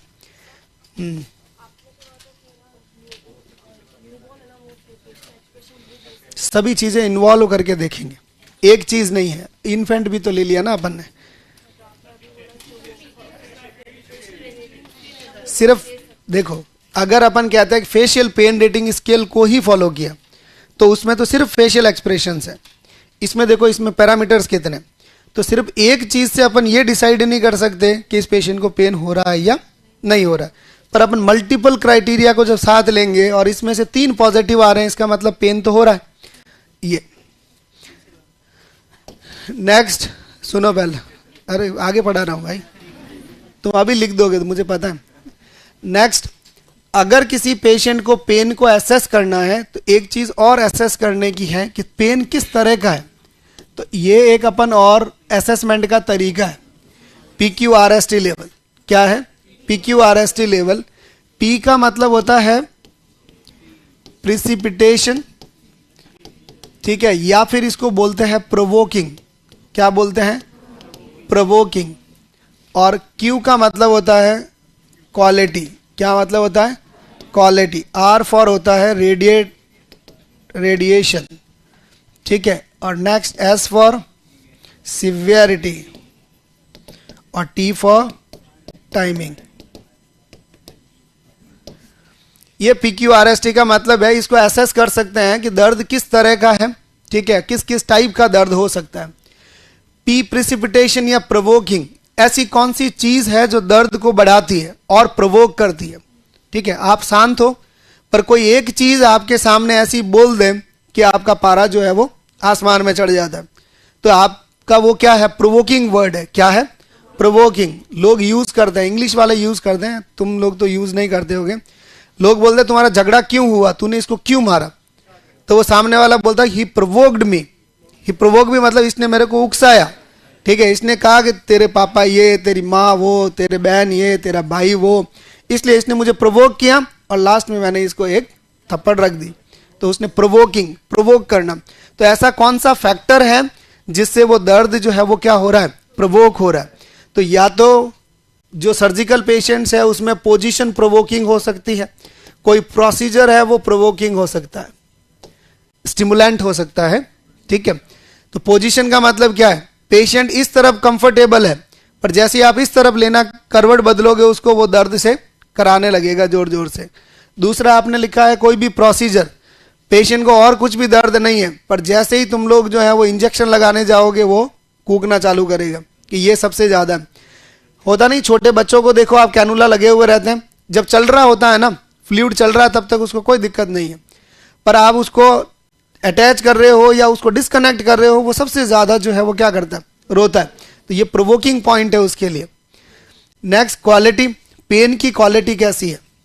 ठीक है, इसका मतलब ये है कि पेन जो भी रहेगा, ठीक है, वो क्वालिटी में कैसा है? या तो एक तो कहते हैं माइल्ड पेन हो सकता है, मॉडरेट या इस तरह से। ठीक है, पर कितना इफेक्ट करता है उसकी क्वालिटी की, उसके वाइटल साइंस पे कितना फर्क पड़ेगा, इसे हमेशा देखना है। वाइटल साइंस पे कितना अफेक्ट हो रहा है। Next, radiation. रेडिएशन तो एक जगह से दूसरी जगह जा रहा है। ऐसे काफी सारे पेन है जो रेडिएटिंग पेन्स है। कौन से पेन है? सबसे पहला तो कार्डियक का पेन है। ठीक है, दर्द यहां होता है, ठीक है, और रो कोई और रहा होता है, तो दर्द यहां पे कार्डियक पे, और पेन कहां पे आता है? जॉ में, शोल्डर में, फिंगर में, बैक में, यहां पे पेन आता है, रेडिएटिंग पेन है। नेक्स्ट आपका अपेंडिक्स का पेन। किसका पेन? अपेंडिक्स का। अपेंडिक्स होती इधर है और दर्द इधर हो रहा है। ठीक है, नेक्स्ट आपका इसका रीनल कैलकुलाई का पेन। रीनल का पेन भी यहां होता है पर वो धीरे धीरे क्या हो रहा है? आगे की तरफ आ रहा है, रेट्रो से जो है वो एंटीरियो आ रहा है। तो ये सभी पेन कैसे हैं? रेडिएटिंग है। ठीक है, one place to another, one place to another. Problem कहीं और है और रिजल्ट कहीं और दिख रहा है। सीवियरिटी का मतलब क्या है? Mild pain, moderate pain and severe pain. और नेक्स्ट, टाइमिंग का क्या है? टाइमिंग के बेस पे एक्यूट एंड क्रॉनिक डिसाइड कर सकते हो कि पेन एक्यूट है या क्रॉनिक है। एक्यूट का मतलब क्या है? Sudden onset. कैसा पेन है? सडन ऑनसेट है। एक्यूट पेन, एक्यूट नेचर है, सडन ऑनसेट। ठीक है, नेक्स्ट, इमीडिएटली।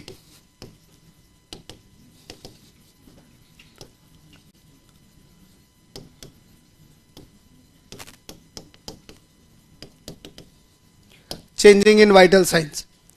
ठीक है, कुछ नहीं था, बैठे थे आराम से, पथरी का दर्द हुआ, रीनल कॉलिक हुआ और अचानक से जो है वो इंसान को बैंड कर दिया पूरा कि भाई साहब पहले तो ठीक था, हंस रहा था और अचानक से दर्द होना चालू हुआ।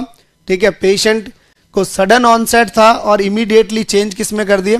उसके वाइटल साइंस में चेंज कर दिए। दर्द किसका? एपेंडिसाइटिस का दर्द हो सकता है। ठीक है, रीनल कॉलिक का दर्द हो सकता है। राइट, ये सभी कैसे दर्द है? एक्यूट पेन है।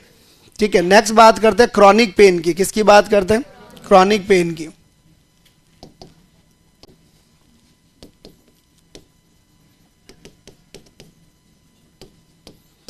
Chronic pain. क्रॉनिक पेन का मतलब है काफी ओल्ड पेन है और क्या हो गया है? काफी लॉन्ग टाइम हो गया है उसको, राइट, और डज नॉट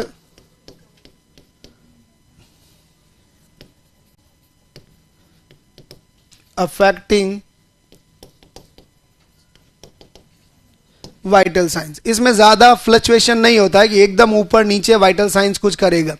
ठीक है, आराम आराम से दर्द होता है। लोगों को आदत सी हो जाती है कि ये दर्द पिछले 10 साल से हो रहा है। ठीक है, एक गोडा आज नहीं घसीजिया, एक गोडा जो है लाड़ा 5 साल हुई है, ठीक है। तो ये घुटनों का दर्द हमेशा ही चल रहा है, बैक पेन हो ही रहा है, सर दर्द हो ही रहा है। तो हल्के हल्के जितने भी दर्द होते हैं वो सब कैसे पेन है? क्रॉनिक पेन है। तो एग्जाम्पल में लिखो आप हेडेक, बैकएक एंड नी पेन। ये सभी दर्द जो है वो कैसे पेन है? क्रॉनिक पेन है। चलिए नेक्स्ट, रेडिएशन का लिख दिया था ना, और इसमें क्या करना था पेन में? माइल्ड, मॉडरेट, सीवियर की मैंने आपको जो स्केल लिखाई है उसमें 0 से 3 है, पेन कैसा है?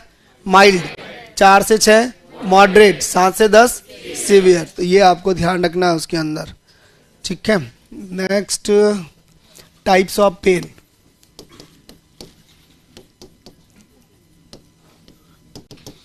पेन के कौन कौन से टाइप्स हैं? अब टाइप्स में पेन का अगर आप देखोगे तो अपन कह रहे हैं कि पेन को मैं अगर अलग तरीके से डिवाइडेशन करूं कि एक न्यूरोलॉजिकल पेन है, कैसा पेन है? न्यूरोलॉजिकल पेन, और एक कह रहा हूं नॉन न्यूरोलॉजिकल पेन।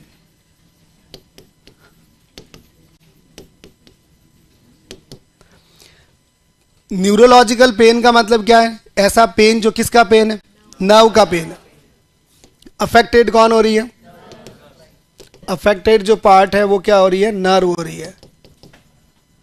इस बेस पे मैंने इस भाग को 2 पार्ट में डिवाइड कर दिया। एक मैंने ये कहा कि पेरिफेरल नर्व इन्वॉल्व है, और एक मैंने कह दिया सेंट्रल नर्व्स इन्वॉल्व है। अगर पेरिफेरल पेन्स इन्वॉल्व है तो ऐसे पेन को फैंटम पेन बोलते हैं। क्या बोलते हैं? Phantom pain. और अगर सेंट्रल है तो वो स्पाइनल कॉर्ड इंजरी हो सकती है। इस पेन को बराबर ध्यान से समझना, नहीं तो ये सब उल्टे सीधे करोगे तुम लोग, ठीक है। एक सवाल आता है बहुत ज्यादा एग्जाम के अंदर फैंटम पेन का। देखो, न्यूरोलॉजिकल पेन है, कैसा पेन है? न्यूरोलॉजिकल। इसका मतलब है इसमें क्या इन्वॉल्वमेंट रहेगा? नर्व का।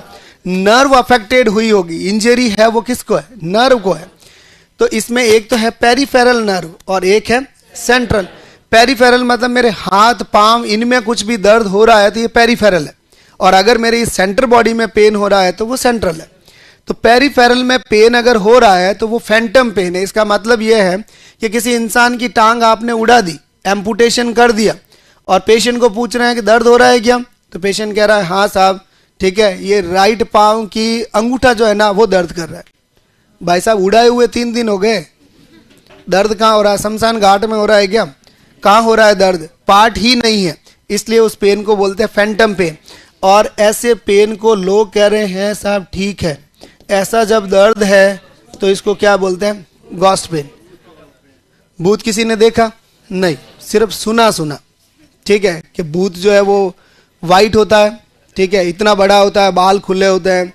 एक चुड़ैल होती है, उसके भी वाइट कपड़े होते हैं, पांव उल्टे होते हैं। देखिए कभी? नहीं देखिए ना। बस तुम जिंदा रहते हुए भूत भूतनियों को देखोगे तो मरने के बाद क्या देखोगे?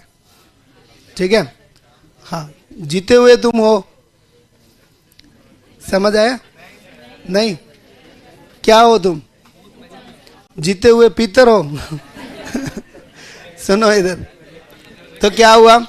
पेरिफेरल में जो भी पेन हो रहा है, अगर किसी भाग का एम्पुटेशन किया और पार्ट है नहीं, और पेशेंट किसकी कंप्लेन कर रहा है? पेन की कंप्लेन कर रहा है, ऐसे पेन को फैंटम पेन कहते हैं। क्या कहते हैं? फैंटम। और फैंटम पेन को क्या बोलते हैं? गॉस्ट पेन बोलते हैं। सेंट्रल वाले में जो है वो स्पाइनल कॉर्ड का कोई भी पेन है या इंजरी है तो वो कहेंगे अपन central. Non neurological pain, non neurological pain में 2 दर्द आते हैं। कौन से दर्द आते हैं? 2। एक तो होता है सोमैटिक पेन। कैसा पेन होता है? Somatic pain. और एक होता है विजरल पेन। कैसा पेन है? Visceral pain. सोमैटिक जो पेन है, ठीक है, वो होता है आपका बोन, मसल, टेंडन, लिगामेंट, ठीक है। और विजरल पेन जो है वो सभी कैविटी में होने वाला दर्द, ठीक है, वो दर्द है। सोमैटिक का मतलब क्या है? सोमैटिक का मतलब है आपका बॉडी वाला दूसरा पार्ट, सब पूरी बॉडी का पेन। कोई भी बोन, मसल, टेंडन, लिगामेंट, आप चलते चलते आपका पाँव मुड़ गया, कैसा पेन है? सोमैटिक पेन है। या हाई हील्स पहन के चलते हो, लचक गई कमरिया तुम्हारी, ठीक है, तो एग्जाम्पल भी नहीं दे सकते तुम्हारे सामने हैं। मैंने कौन सा कहा तुम्हें कि तुम लाके दो उनको? चलो, वो सैंडल लाके देना नहीं है सब, ठीक है, गुस्सा आता है वो तुम्हारी पढ़ने है वो, ठीक है।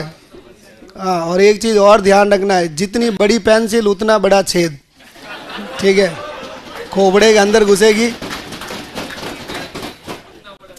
तुम ये टेबल मत बजाया करो। वो कल नीचे वाले वो पढ़ा रहे हैं, उनके रीट वाले मार साहब, वो बोले कि साहब एक दिन हमें भी मौका दो, आपकी क्लास नीचे लगाओ। मैंने कहा क्यों? बोले फिर हम टेबल बजाए और आप पढ़ा के दिखाना।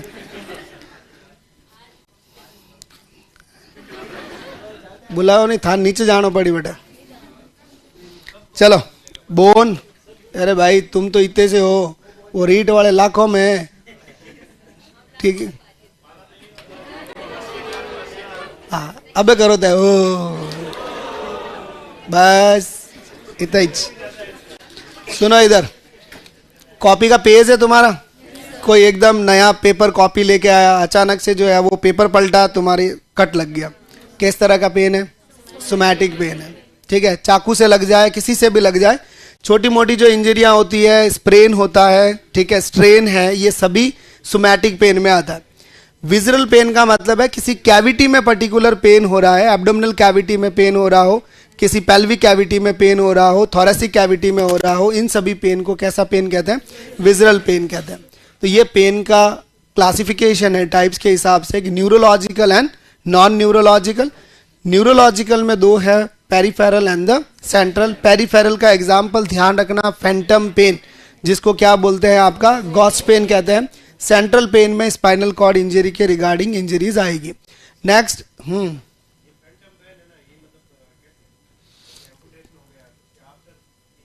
उसको सेंसेशन होता है, नर्व एंडिंग होती नहीं है, पर उस पेशेंट को सेंस होता है कि मेरा ये पार्ट था। किसमें? समझा नहीं।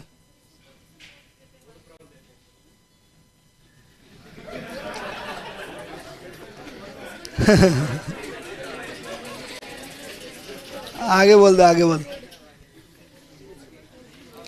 देखो सुनो, फैंटम पेन का मतलब है जो भी आपका कोई भी हिस्सा है ना, उसकी नर्व एंडिंग्स है, ठीक है। आप हमेशा ध्यान रखना, जितने लोगों से आप हाथ मिलाते हैं ना, ठीक है, उतनी बॉडी की मेमोरी है कि उतने लोगों को याद रखती है। ये आपकी बॉडी का डाटा है, ठीक है। मैं अगर किसी को हाथ लगा रहा हूं, ठीक है, आपको पता ना, आपका दोस्त कोई भी पीछे से आके ऐसे हाथ रखता है तो आप उसको फील करते हैं कि ये किसका हाथ है। पर अगर एक बार हाथ रखा और आपको नहीं समझ में आया और दूसरी बार उसको देखा कि भाई ये इसका हाथ है, मतलब आपकी बॉडी उसका टच ध्यान रखती है, याद रखती है। भले ही वो 5 साल बाद में भी आपको आके इस तरह से हाथ लगाएगा ना, तो आप एक बार उस सेंस को बॉडी अपने आप रिकॉल करती है और वापस क्या करती है? फीडबैक देती है कि ये जो टच है वो किसका है? वो उस बंदे का टच है। तो ये चीज सेम यहाँ पे, यही नर्व एंडिंग्स है। आपने किसी पाँव को रखा है 5 साल 10 साल तक, तो आपका ये नर्व एंडिंग्स रहेगी। जब आपने पूरी भाग को वहां से उड़ा दिया गया है तो उसको सेंसेशन रहेगा कि मेरे पाँव में वहां पे दर्द हो रहा है, पर एक्चुअल में क्या किया है आपने? उस नर्व को ही क्या कर दिया है? उड़ा दिया गया, एंडिंग उड़ा दी गई है। इसलिए ऐसे पेन को फैंटम पेन बोलते हैं।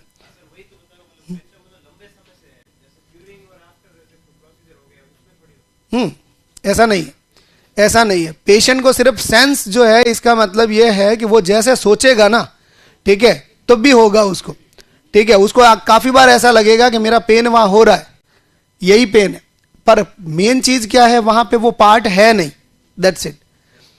सेंसेशन है ही नहीं उसमें। सेंसेशन क्या? भाग ही नहीं, आपने उड़ा दिया है, सिर्फ सेंसेशन यहीं तक में है, इसलिए गॉस पेन बोलते हैं।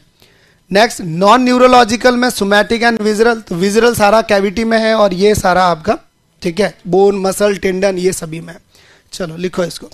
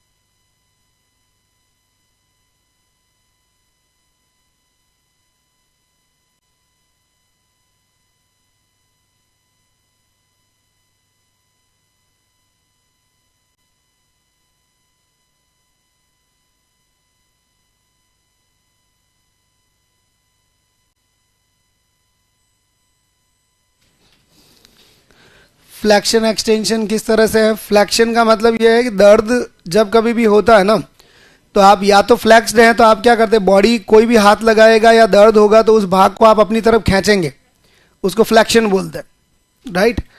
और नेक्स्ट आपका विजुअल एनालॉग क्या है? विजुअल एनालॉग में सिर्फ अपन पेशेंट के एक्सप्रेशन देखेंगे, ठीक है, अगले एडल्ट पेशेंट के कि उसमें क्या क्या चेंजेस आ रहे हैं दर्द की वजह से, वो विजुअल एनालॉग है।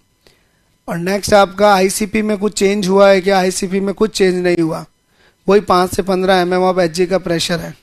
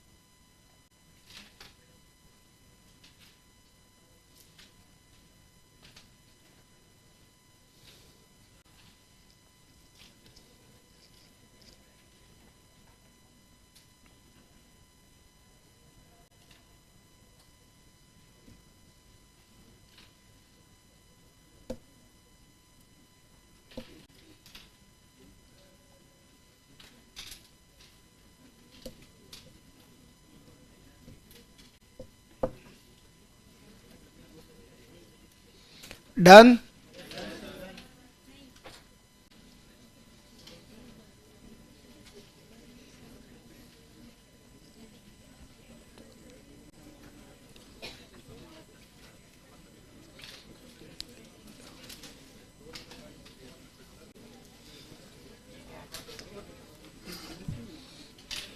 टाइम लगेगा, टाइम लगेगा, वापस आगे लिख देना, ठीक है। जाओ ब्रेक, ब्रेक से वापस आ जाओ।